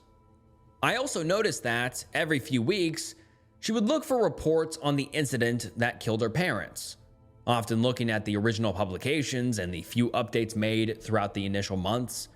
Although she didn't seem to remember it, she appeared to have gained some sort of morbid curiosity for the subject.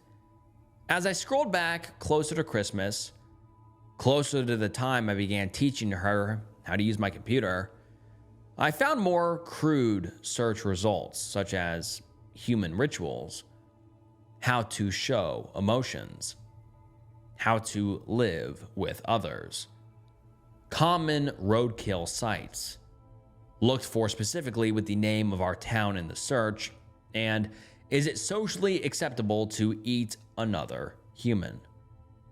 I had a deeply unsettling feeling, but I couldn't come to any conclusion yet. From then on, I began observing Emma more closely, and at the same time, she began getting more involved in doing housework. While she would refuse to cook, she'd always watch me prepare meals for the both of us. On one occasion, I cut my finger while chopping some vegetables. And before I could react, Emma had it in her mouth, sucking the blood out. She said she just wanted to help, but I decided to be more careful after that odd display. When she looked at me, I noticed how her calm demeanor hid something behind it. Something I couldn't understand at that point yet still made me feel uncomfortable. I decided to set up a hidden camera with night vision in my living room, pointed at the couch where I slept. I checked the footage recorded at night on a phone app that came with the camera, and noticed her nightly visits continued.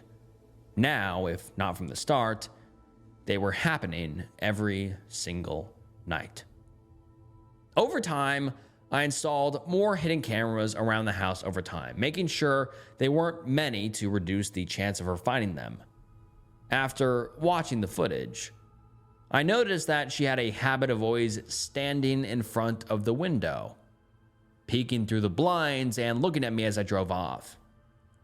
Then she'd walk to my computer or sit down and simply look at videos or read things all day long. That blank, unchanged expression she used to have, coming back and only leaving once I was back or when she had to leave the house.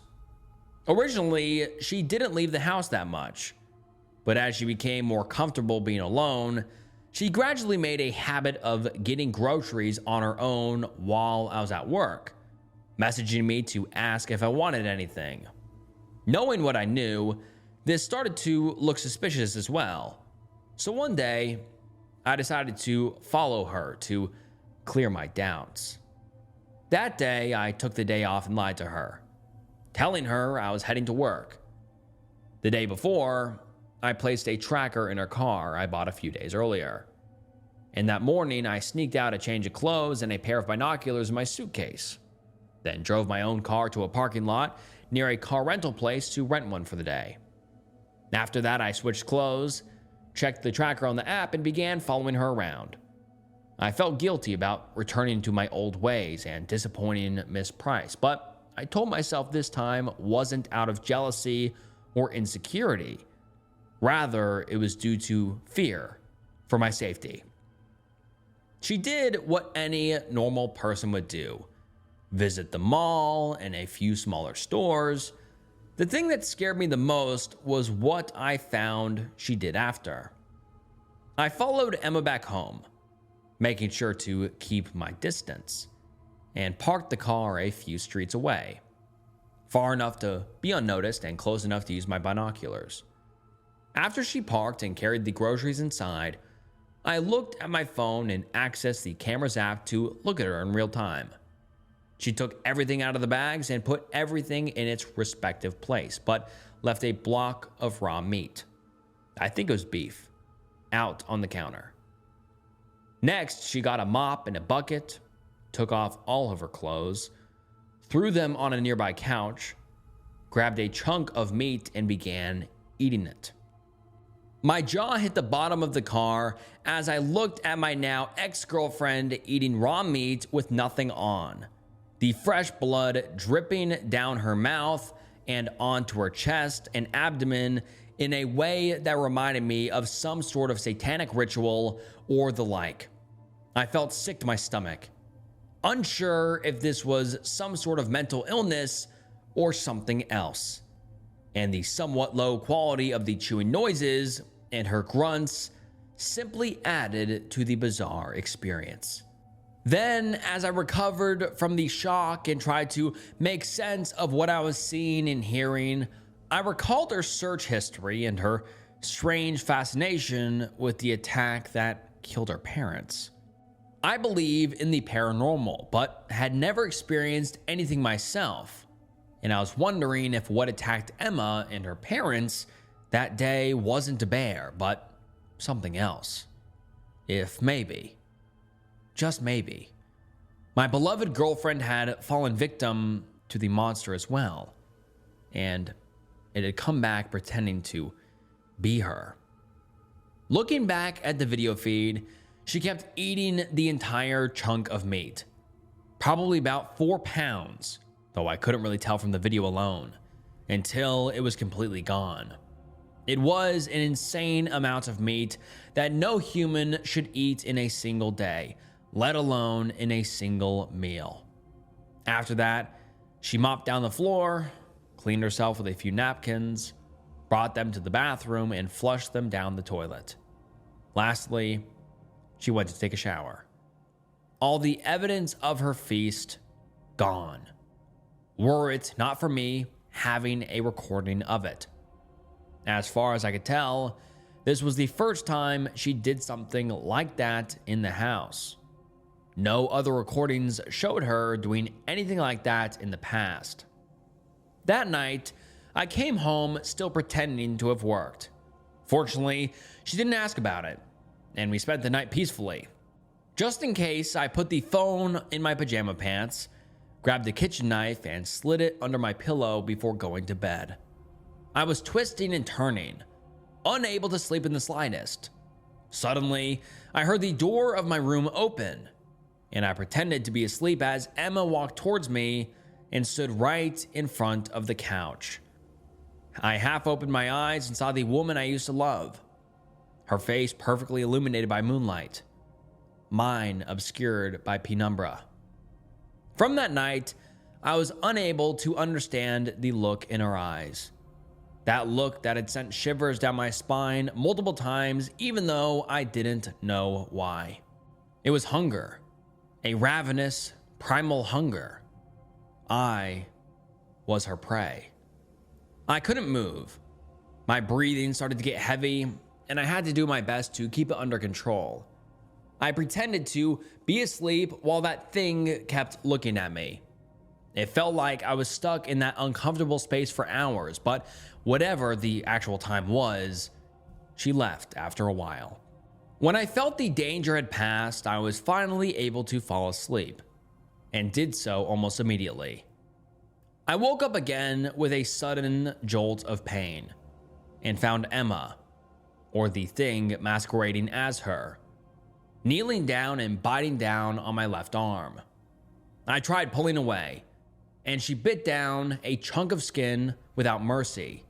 "What is wrong with you?" I asked, the adrenaline quickly rushing through my body as I went on high alert and pushed her away, grabbing the knife with my right hand and pointing it at her while trying to step back. Her words came out so desperate, her voice almost guttural and uncanny. "I'm sorry, it's just your fear. It makes me even hungrier." I leaped back onto the couch and put my free hand in the backseat to try and flip around. But the weight I put all of the sudden made the couch fall backwards, and I stumbled sideways onto the floor behind, falling on my left side while the knife flew off my hand and landed nearby, in between me and the front door. I looked back, and Emma, leaping at me like an animal, landing next to my left leg and biting into my calf, even through the thick fabric of the pants I was wearing. I felt her teeth sinking into my skin like sharp needles, and while trying to kick at her with my other leg in an awkward way, I used my healthy hand to try and reach the knife. Her mouth wouldn't leave my calf, and it wasn't until she managed to rip yet another chunk of my flesh that she finally let me go. A hole in my pants with blood soaking into the fabric was the only indication that it was my only chance to leave, as it was clear I couldn't fight this thing. I crawled pathetically towards the knife and picked it up, then leaned against the wall next to the front door to unlock it while the creature, now almost completely feral, struggled trying to split out the cloth stuck in its teeth. The next part was a blur. I recall opening the door and crawling out before closing it behind me. I think the adrenaline coursing through my veins was working overtime, because next thing I knew, I was running out the street in the middle of the night while the thing chased behind me.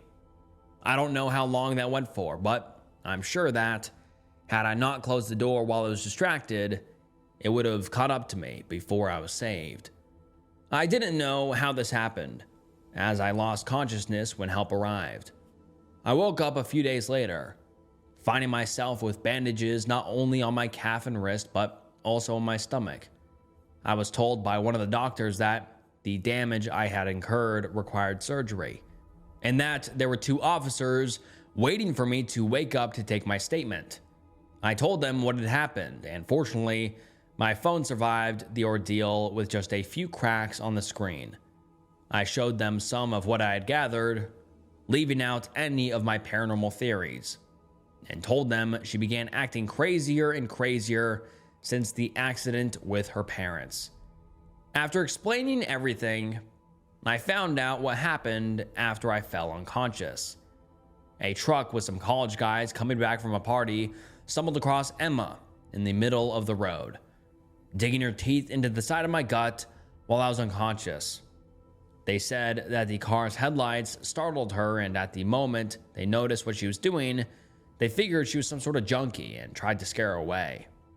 Fortunately, they had weapons on them, so after a few warning shots, the thing scurried away into the nearby woods. The guys called the police and an ambulance for me, and that's how I ended up in the hospital. That was 2 months ago. Since then, the government officials came to my home and confiscated my cameras and electronics. I didn't fight them on it, though I was upset I wouldn't be allowed to have any video evidence of what had happened. I was told there should be no further issues, but that I should change the locks and get a weapon, just in case. The story that was given to the press was that Emma had suffered a mental breakdown and attacked me, but ran off before police could get to where the guys found me and hadn't been found since. 9 people have gone missing in that time span. The first 5 were homeless, and sadly, that meant the police didn't put too much effort in the investigation. 2 weeks ago, a cargo worker, a nurse, and a teacher went missing as well. This caused a larger stir in the public, and I hoped it was just a coincidence. But something told me that it might be involved. Yesterday, I found that there was a new victim in the news. It was Miss Price, whom I returned to for therapy after I recovered enough from surgery. Now I find myself alone again, scared of something that might come and try to finish the job. I wonder if this is a punishment for all the wrongs I did in the past. If I got a taste of a perfect life just to be taken away by a force of nature. Or perhaps something more malevolent. If someone you love gets in a terrible accident where they're the only survivor, and they seem to become a different person after that, be careful. They might not be your loved one anymore. There's something very wrong about the woman under the bridge. Written by Twisted Urban Tales. When I moved to Philly for work, I knew the area wasn't great. Not run down enough to scare me off as a 6'2" guy who used to work security, but not the kind of place you wander around at night alone either, whoever you were. My walk to work took me under a bridge every morning, and that's where I first saw her. She sat on a flattened piece of cardboard near one of the pillars, head lowered, hood pulled up, a "please spare change for food" sign scrawled in pencil was propped up beside her. At first, I didn't think much of it until I looked again. She had no legs. Not covered or hidden, just no legs. There were stumps above where her knees should have been. I paused and took a closer look. She couldn't have been older than her mid-20s, and that part stuck with me more than anything. Her face was grimy, and she had mangled, unkempt blonde hair. But I could tell. You expect to see older people out there, but not someone who still looked like they should have been in college. I reached into my wallet and dropped a few bills into the cup beside her. She didn't speak. She just lowered her head slightly. Everyone else walked past. The next time I saw her was the morning after the weekend, in the same spot, sitting in the same position. This time, when I gave her money, she looked up at me. Her eyes were wide with something that looked like panicked desperation. I hesitated. "You okay?" I asked. No response. I assumed she was pleading for more cash, so that's what I gave her. but that wide-eyed look still persisted as I slowly walked away. Later that day, I got off work early and passed her again around midday. And this time she was looking down, as if trying to be invisible. It stuck with me for a while. The next morning, when I stopped again, she did something different. As I handed her money, she slipped something into my hand. A small folded piece of paper, gray and worn, like it had been through it. I opened it while walking. The writing was in messy pencil scribbles, and it wasn't English. I looked over it curiously and put it in my back pocket, assuming it was a thank you note or something. During my work break, I pulled out the note again and glanced at it curiously, wondering what it said. An idea occurred to me. I downloaded a translation app and took a photo. Then I uploaded it to the app, which detected the language: Russian. A few seconds later, the English translation came back. Do not give me money. Man is watching from other side. He see where you keep wallet. He wait for you when you alone. He make me do this. I blinked and read it again. A cold chill ran through me. I didn't take that route home, and when I got back, I called the police. Told them everything. The woman, the note, the warning. The voice on the other end barely reacted, sounding like it was just another Tuesday. Just said that they'd get someone to check it out. Didn't ask for the note or any further details. No follow-up questions, no urgency, nothing. I hung up with no real optimism that they'd take any action. 2 days later, I went back early in the morning, just to check if anything had changed. The streets were still dark, completely empty at that hour. I had a fake wallet in my back pocket and my pistol just in case, but I wasn't expecting to use it. I arrived hoping to see the area cornered off, at least some sign that the authorities had been there, but there was none at all. And she wasn't there. The spot under the bridge was empty. The cardboard and the sign were gone. I glanced at my watch and stood there, telling myself it was early. She might not be out yet. But where else would she be? After all, she slept there. I stood there longer than I should have, listening. The water beneath the bridge moved slowly, quietly. Then I heard something. Faint, like a voice. I turned my head in its direction, then followed it cautiously down toward the riverbank. As I walked, the ground became uneven, damp. I paused a few more times, listening closely, but I didn't hear the sound again. I almost turned around and left. But then I saw a dark shape out in the distance shift. It didn't look right. I took a few more steps towards it, and that's when I saw what it was. Someone was in the water. I rushed closer, and that's when I saw her, turning in the current as it washed over her face. I opened my phone torch and pointed it at her. It was the same homeless girl from under the bridge. She was tied up and barely moving. I waded in without thinking. The water soaked through my shoes instantly as I grabbed her and slipped my arm under her shoulder. I lifted her out of the water. She was slippery and cold. There was blood on her arms and down the front of her shirt. Her eyes flickered open as I pulled her out, dragging her onto the bank.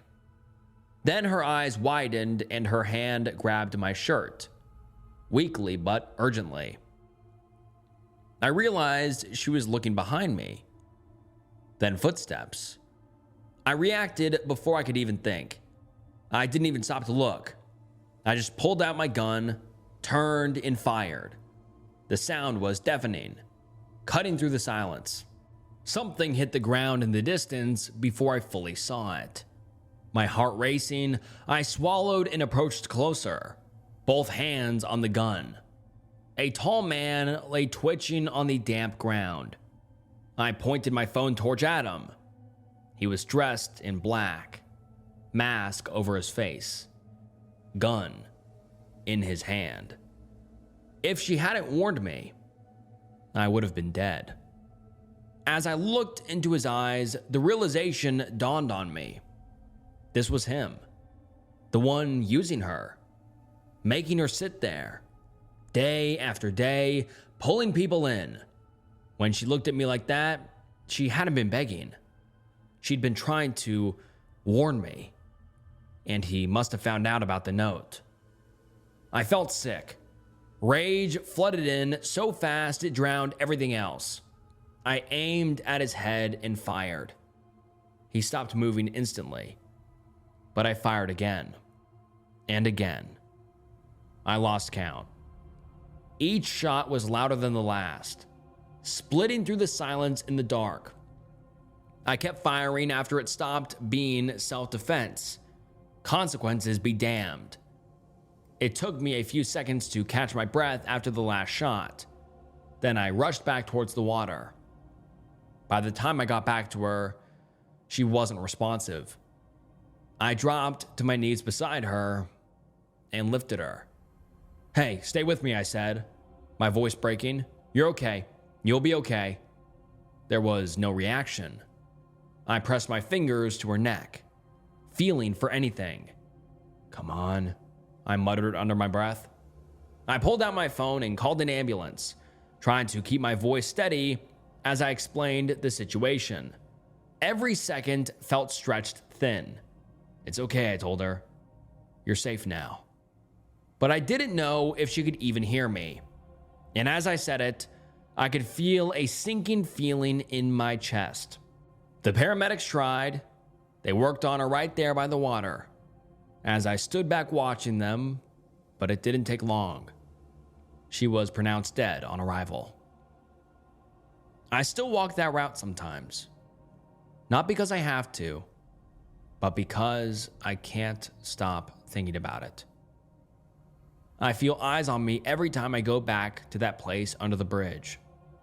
Half the time I expect someone to step out of the shadows and come at me. I'm always ready for it now. I walk through it slowly, tense, waiting, listening for the smallest sound, but nothing ever since.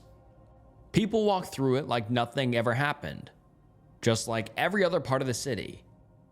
Most people never even noticed her, but now, some of them notice the flowers I left where she used to sit. You know how to spot a kind of thing? Written by Saturday. A long time ago, someone asked me a strange question. It was my last year of high school. I was drunk out of my mind and crashing at a friend's place. We were coming down from an after party and half of us didn't want to go home. Two guys were sleeping on the floor. One was nodding on and off at a lazy boy in the corner, still gripping a 40. I was on the couch with a curly-haired girl talking about nothing. You know how to spot a kind of thing? What kind of thing? No, she said, lazily shaking her head. Not a kind of thing, a kind of thing. You're not making any sense. She poked me in the chest and put her head on my shoulder, falling half asleep as she explained. It's a game. It teaches you to think about stuff. All right, what is it? You sure you want to know? I mean, now I have to. I was barely paying attention. My hands smelled like cheese snacks and rubber. We'd been playing ping pong, and the rackets were kind of cheap. Think of a place you spend a lot of time in, like several times a week, but not all the time. Not like your bedroom. I don't spend all my time in my bedroom. Come on, you got a place in mind? I thought about this alleyway between my family home and my neighbor. It was this fenced-off alley, not big enough to drive a car through. I went there every day on my way to class. I nodded. I got one. Now think of something in that place. Something you know, but don't own. Something you've seen, but got no pictures of. Give me a sec. I thought about this one particular thing. It was a little teddy bear keychain that someone had put on one of the fence posts. Nothing big, just a plastic thing with a heart in the middle of the chest and an all too neutral teddy bear smile. Just a fun little quirk on an otherwise depressing stretch of concrete. All right, I got a thing. You know what colors it is? She asked. I had an idea, but I wasn't 100% certain. There was some red in there. I knew that much, a bit of yellow, but I couldn't say exactly what was what. Maybe the nose was black? Kinda, I said. She looked up at me and poked me in the chest again. That's a kind of thing, she muttered. They're pretty cool. She sat up and stretched a little, kicking over an empty can. The guy with the 40 had fully admitted defeat and curled up into a ball. They exist on the edge of things, she explained. It could be blue, it could be yellow, it could change into red. There's no way to really know. It only exists in your memory. But it's red. How can you know for sure? Like, for sure. I can check it. What if it wasn't red yesterday? Do you know for sure what it was yesterday? I mean, things don't change color. Kind of things do. You're making this sound like a ghost story. Who says it isn't? We got into this weird wine-fueled philosophy nonsense that led us nowhere and ended up making out on the patio, staying up until dawn. As the sun rose and a car came to take her away, I decided to drag myself home. As I wandered, I took the route through that alley, and like always, the teddy bear keychain hung on one of the posts. Except the thing wasn't red or yellow. It was blue, like my mother's novelty sunflowers. There were a couple of red spots along the paws, but the main thing was all blue. I'd been certain it was supposed to be all red. But maybe I just focused on the details. I picked it up, put it in my pocket, and instantly forgot about it. I wouldn't see that keychain for a long time, and I wouldn't think much of it because I guess that's the nature of kind of things. I saw that keychain a couple of times over the next few years. When I moved into my college dorm, I had it resting on my windowsill. I think my mom put it there. At some point, I knocked it over and it rolled under a nightstand, where I didn't find it until years later when I graduated. From there, it ended up in a box of knickknacks, which ended up on a shelf in my apartment. It wasn't an exciting journey, but it was my journey. You sort of forget how long things stick around until you're old enough to look back on it. I got my bachelor's degree, my master's degree, and got working on a doctorate. As part of my doctorate, I had to teach a class. My expertise circled around information science, with a slight leaning towards digital architecture and preservation. But I wanted to give my classes something to make them really stick. That was the first time in years that I thought of kind of things. Problem was, once I went looking for that teddy bear keychain to bring to class, I couldn't find it. When I held my first class, I told them all about the kind of things. I asked my students to consider what their own kind of things would be.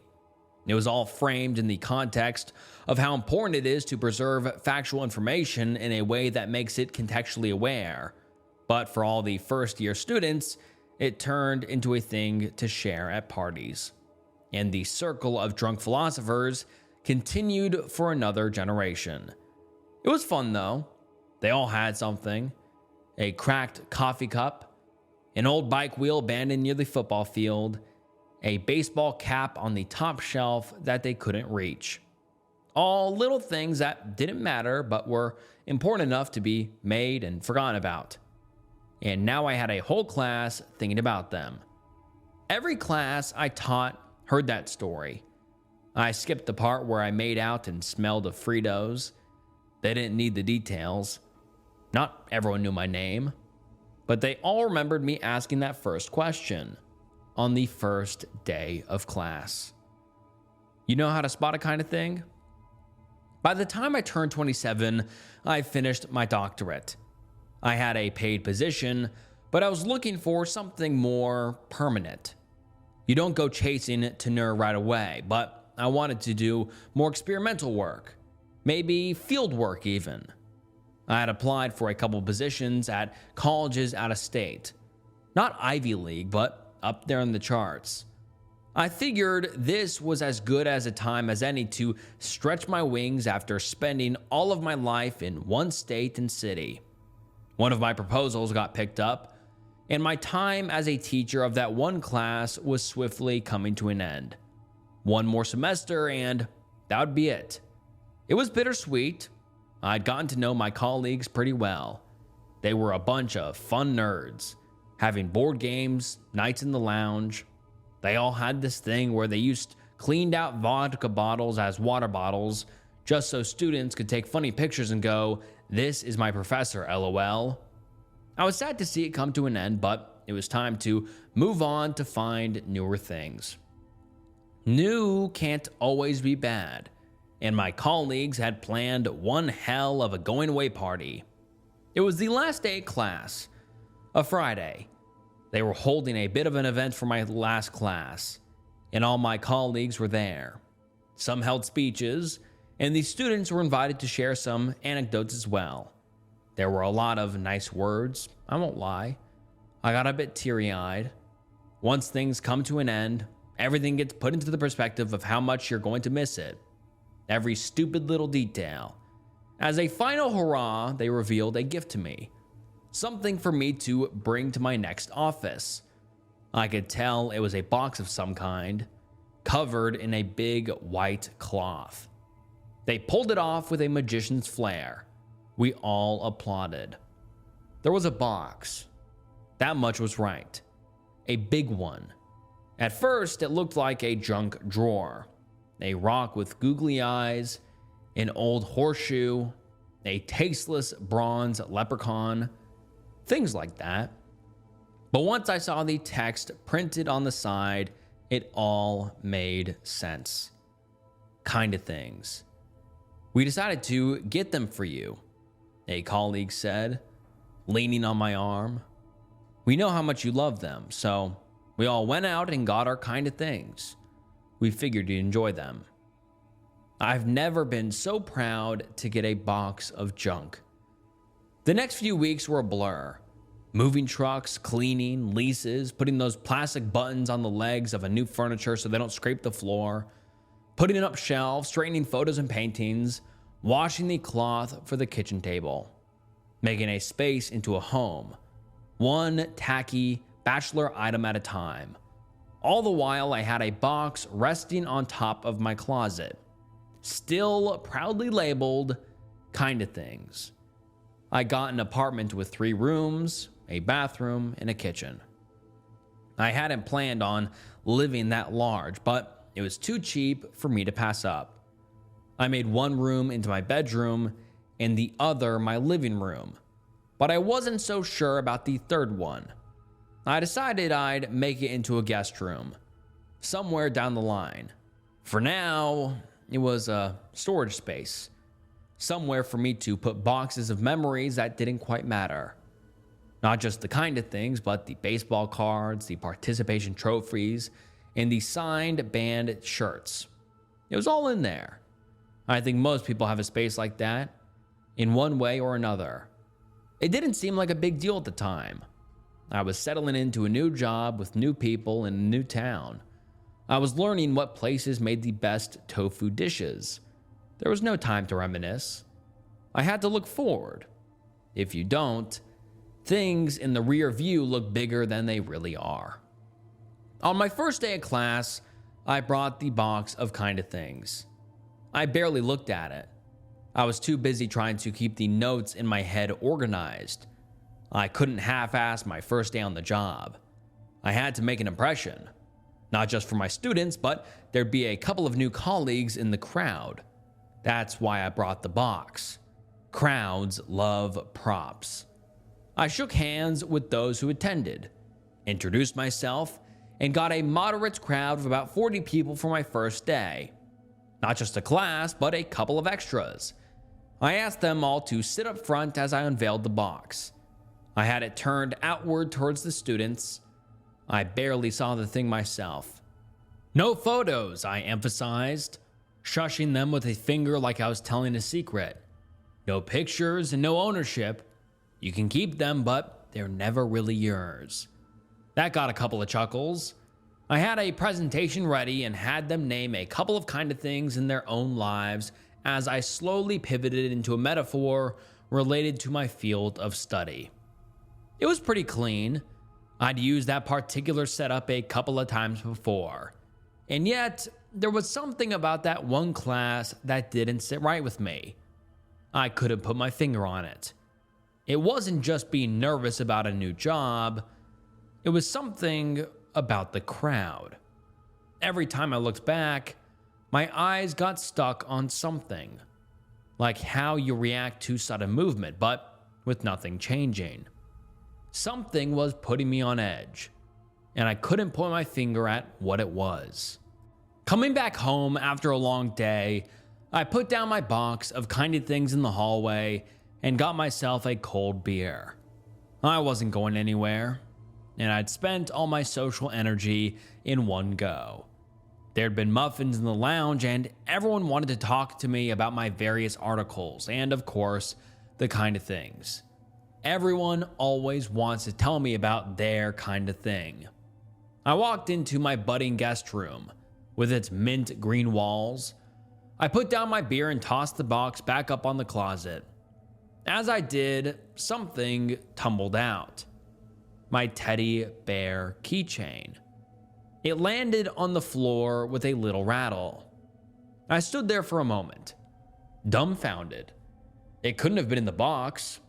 I would have seen it. Or maybe I put it there during the move and forgot about it. Strange. I hadn't seen it for a long time. I picked it up and rolled it between my fingers. Looking at the colors and shapes, it wasn't like how I remembered it. It wasn't all blue like I thought it was. It was mostly gray with details of blue and red. The eyes looked like lemons. The heart in the center of its chest was a little smaller than I remembered. I decided to take the box back down to check if there was anything else I'd accidentally put in there that I'd forgotten about.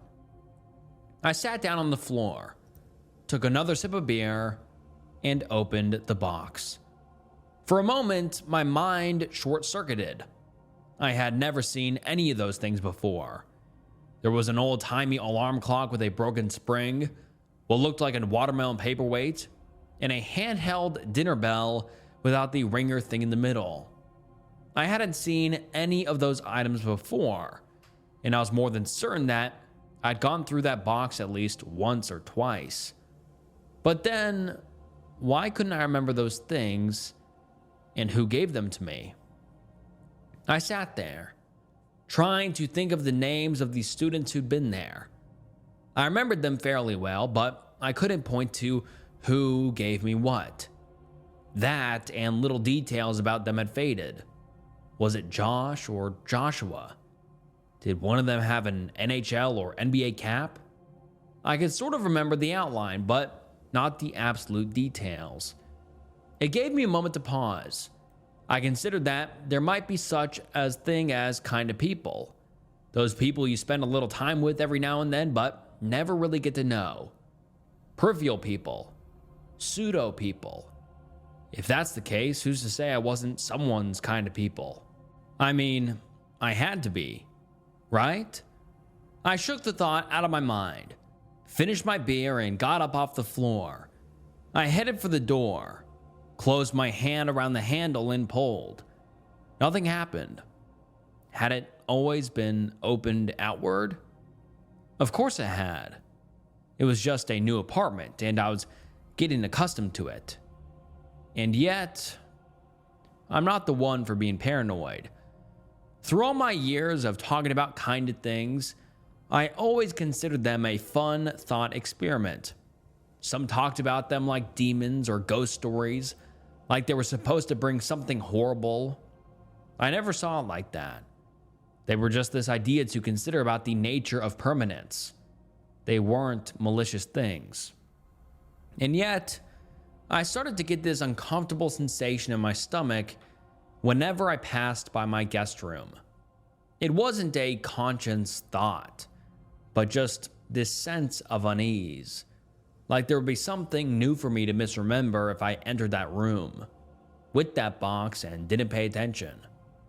I tried to remember exactly what I'd seen in that box and what color they were, but without going in there to check, there was no way to know for sure.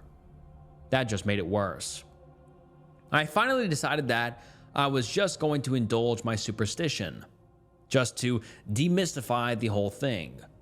One weekend, I got my phone, a notepad, and decided I was going to write down and photograph everything in that box. After that, I would never have to think about it again. It could even be a fun thing to try against my students. Maybe I could ask them to remember as many things as possible from the box and cross-check it at the end of the semester to see how many points they score. I'd brought a small coffee table and a chair from the kitchen. I pulled the curtains open, letting in some moonlight. It was late May and nights were growing shorter. Perfect for someone who'd run out of steam grading assignments all Friday. I took down the box from the top of the closet and noticed the teddy bear keychain. Nothing strange about it, other than it being a box. It must have been in there when I put the box back up. No point in getting antsy at the first item. Then again, the eyes looked more mango than lemon. How could I have been so certain about the lemon color?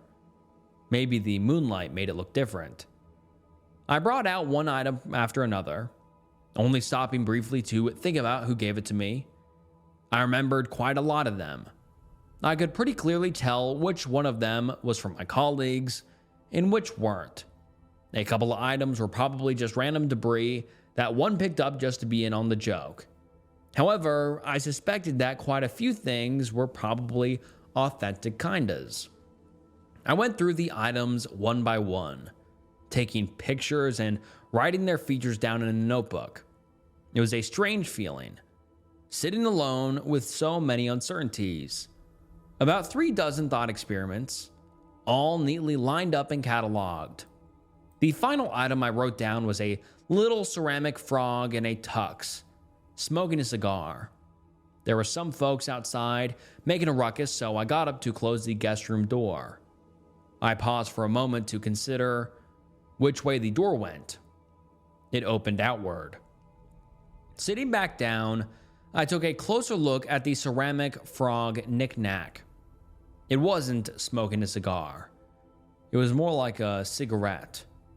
A long, lean one. It wasn't a big detail, but it was enough to make me doubt myself. What if I had cataloged something else wrong? Just a teeny tiny bit wrong. That would put the whole thing into question. I had to be certain. I went back along the line of items, double checking. I made a few corrections. The alarm clock was stuck on 1:30, not 1:25. The broken spring went around 6 times with a twirl at the end, not 7 times with a straight end. And finally, I was back to my teddy bear keychain. I wrote down the details as I remembered them. Scratching my head, I got up. I needed a break anyway. I went back to the guest room door and tugged on the handle. It was supposed to open outward, but it didn't.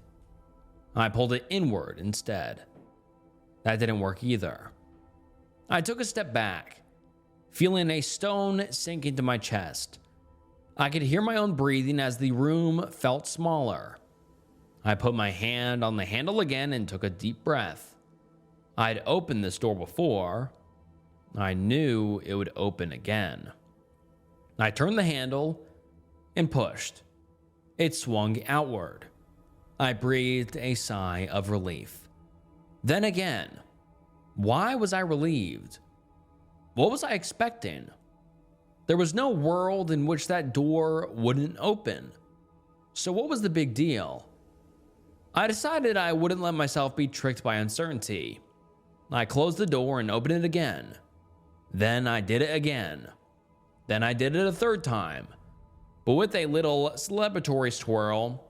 As I came around, I noticed something on the coffee table. The frog was definitely smoking a cigar. I stopped mid-twirl and looked a little closer. That wasn't right. I'd written cigar, crossed it out, written cigarette, and now it was certainly a cigar again. I picked it up and held it up to the light. Definitely a cigar. No doubt about it. In every conceivable angle. I tried to get a reference point, like how the cigar was as thick as its froggy fingers. A cigarette wouldn't be like that. That was something I could rely on. A measurement, not a casual observation. I put it down and stepped back, looking at the table as a whole. Without perceiving every single item individually, there were things I didn't recognize. I couldn't put my finger on what it was, but I knew something looked different. Or maybe not even looked. It felt different. For the first time, I considered that maybe kind of things weren't just a thought experiment. Maybe there really was something to them. Maybe the items at the fringe of our lives do possess some quality that we don't perceive until we sit down and look. And if that was the case, what might happen if you put 36 of them in a single room and close the door? Hold on. I didn't close the door. It was open last time I checked. I paused for a moment, taking a deep breath. I was spiraling for no reason, working myself up over nothing, like staring at a still picture, thinking there's a ghost in it. There weren't creepy ghosts or creepy crawlies. They were just little things left by the roadside, figuratively and literally. I picked up the first thing I spotted and held it up, a little glass snail. It lost one of its eye stalks. I looked to my reference sheet to confirm which eye it was, only to realize the snail wasn't on the sheet to begin with. Had I missed it? At that point, I stopped. I flicked the snail across the room, grasped my head, and said no out loud. I needed to hear the word to ground myself.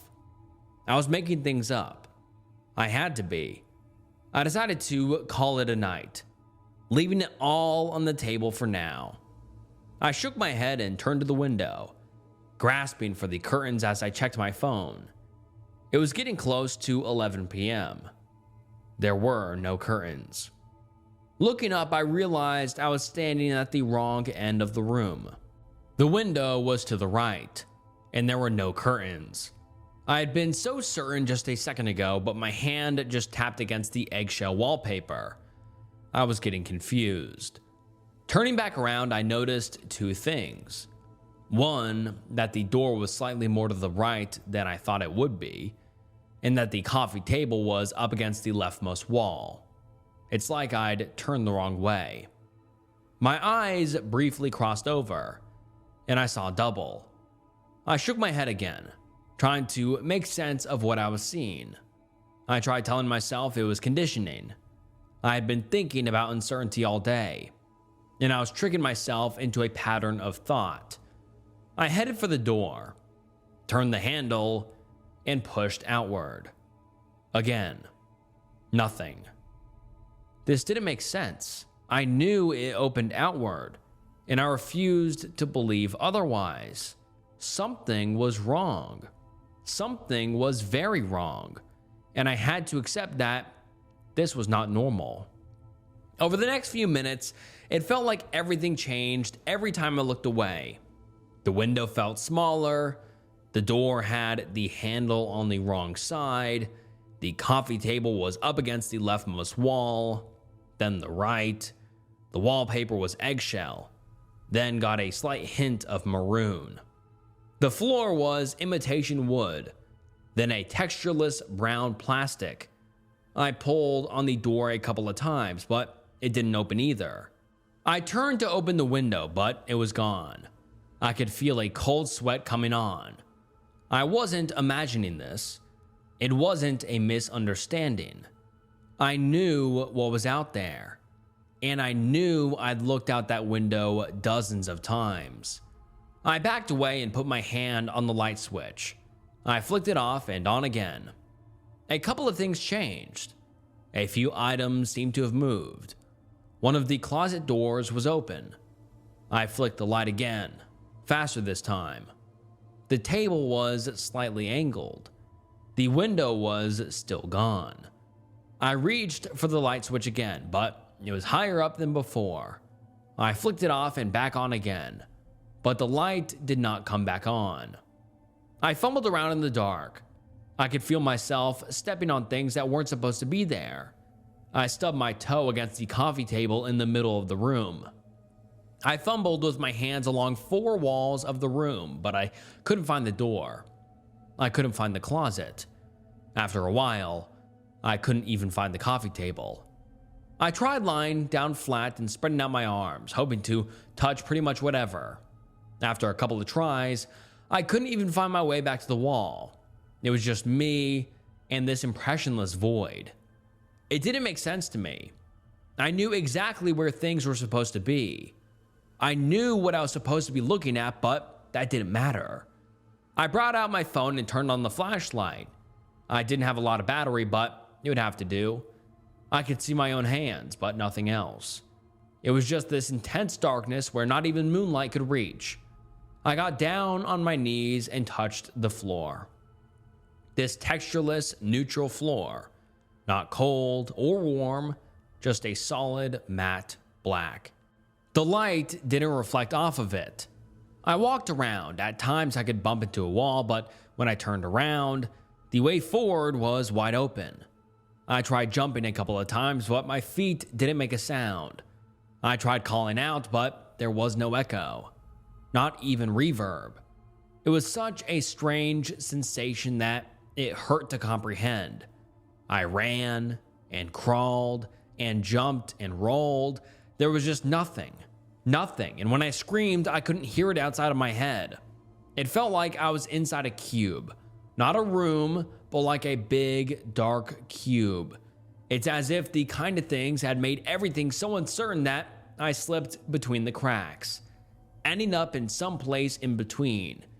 If I tripped or fell, I could feel myself rolling off the floor and landing on what was previously a wall, making me think every angle was made to be uncertain, designed to change. After a while, I just started walking forward. I walked and walked and walked, but never hit a wall. 10 minutes, still no wall. My heart was pounding out of my chest, and I could taste salt on my tongue. Without anything outside yourself, you start to notice details you would otherwise ignore, like how you breathe or how your heart sounds as it beats. You can hear the tendons stretch in your legs with every step, and you start to question why. I tried to fixate on things I knew for certain. My name, my parents, the name of my childhood friends. But even in that circle of grounding, there was doubt. What color were my mother's eyes, really? In that damn teddy bear keychain, what did it really look like? That seemed to shift something. There was a flash, like a light post going past a speeding car. That was something. Reaction. Maybe the kind of things, if they got me lost, could also help me find a way back. I thought about that teddy bear keychain.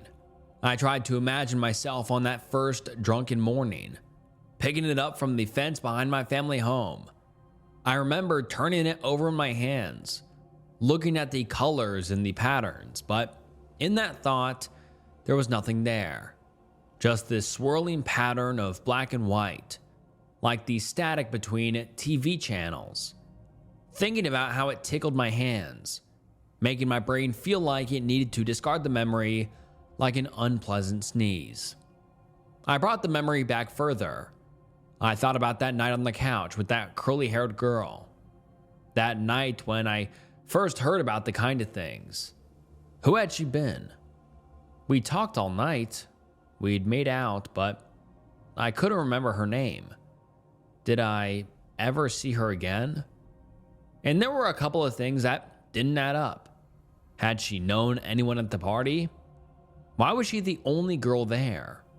Why didn't we exchange numbers? My thoughts spiraled as I started to question every step along the path. You are what you do, and if all you've done can be called into question, you start to feel like nothing. And I fell to my knees. It didn't hurt. Nothing hurt. It was like floating in a world that forgot to pull you down. I would sometimes find myself inches above the ground, having to stretch my toes down to feel something solid. After a while, I lost that too. But I kept my mind on that teddy bear. I pushed past the fractal images I'd built in my mind. The red, the blue, the gray, the black, the lime and mango eyes. If you looked past all of it, there were certainties that never changed. It had 2 eyes, 2 legs, 2 arms, and a heart on its chest. That was always there. That was certain. I repeated it like a mantra. 2 eyes, 2 legs, 2 arms, and a heart. 2 eyes, 2 legs, 2 arms, and a heart. Something was happening. The ground came back. There was a light.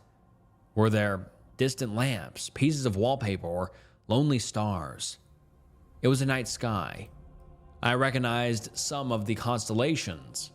I spun around, pointing out patterns I recognized.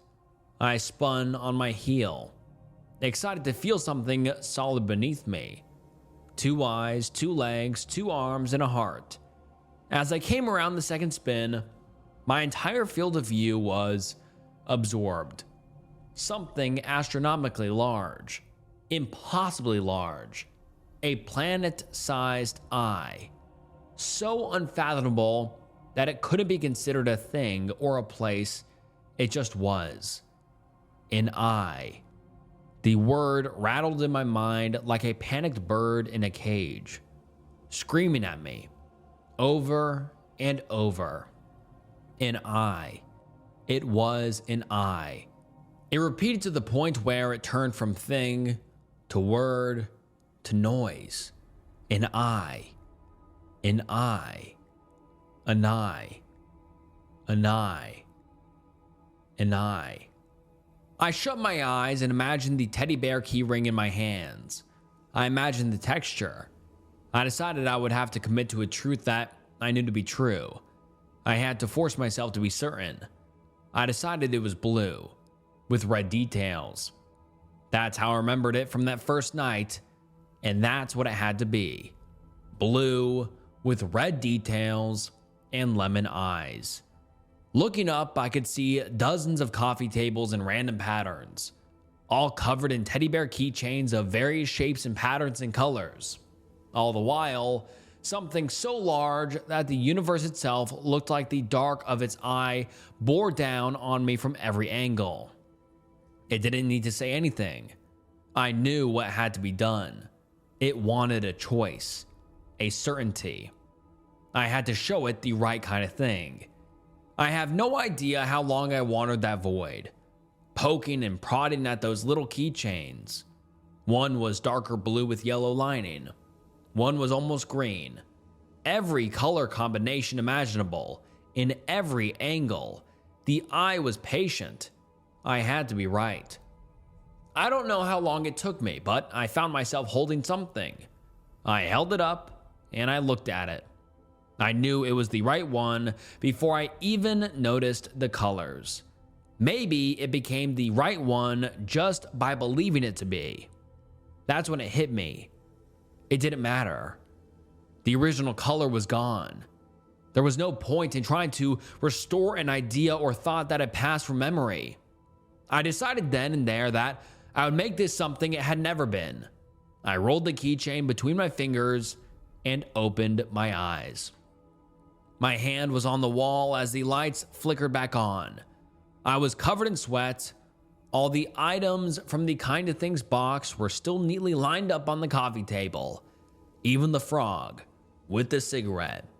The mint green walls were there. The window, the curtains, the closet. And when my shaking hand touched the door handle, it effortlessly swung outward.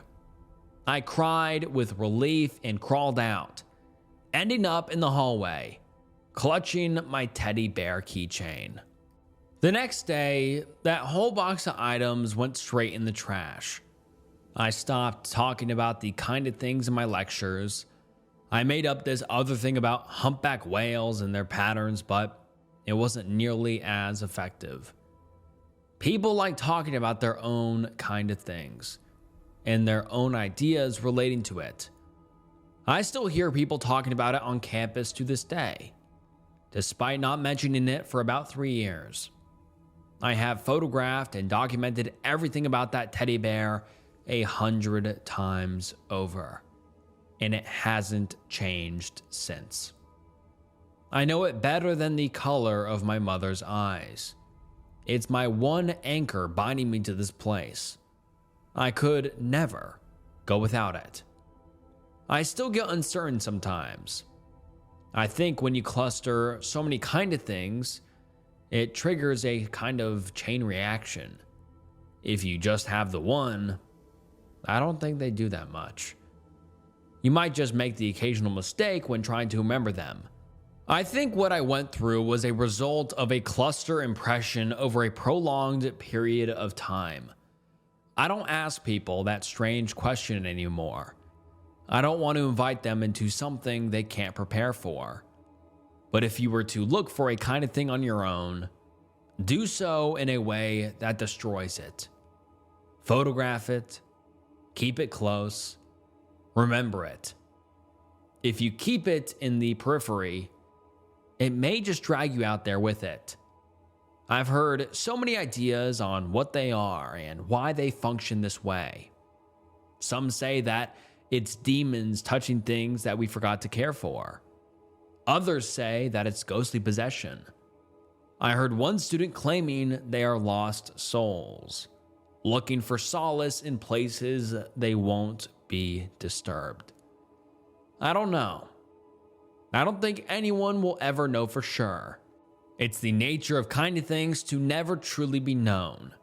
But as long as I have that one thing to keep me grounded, I'll be fine. Maybe there'll be the occasional kind of thing in my life going forward, but at least I will know not to collect them. For now, I'll keep my keychain close and look to things I know for certain. 2 eyes, 2 legs, 2 arms, and a heart. My all red teddy bear keychain with coal black eyes. And all right, guys, that wraps up some terrifying stories from Reddit. And I honestly loved the first story in this video, the Mr. Jangles story, so much. That is just downright one of the best Reddit stories I have ever read. So I hope you enjoyed it as much as I did. And all of the other stories in this video were equally as good. But yeah, comment down below your thoughts. I love reading all of your comments, feedback, and concerns and criticisms. Everything is super appreciated. And I just want to say thank you guys so much for watching. It truly does mean the world. And make sure you like the video and subscribe to the channel. That also helps more than you know.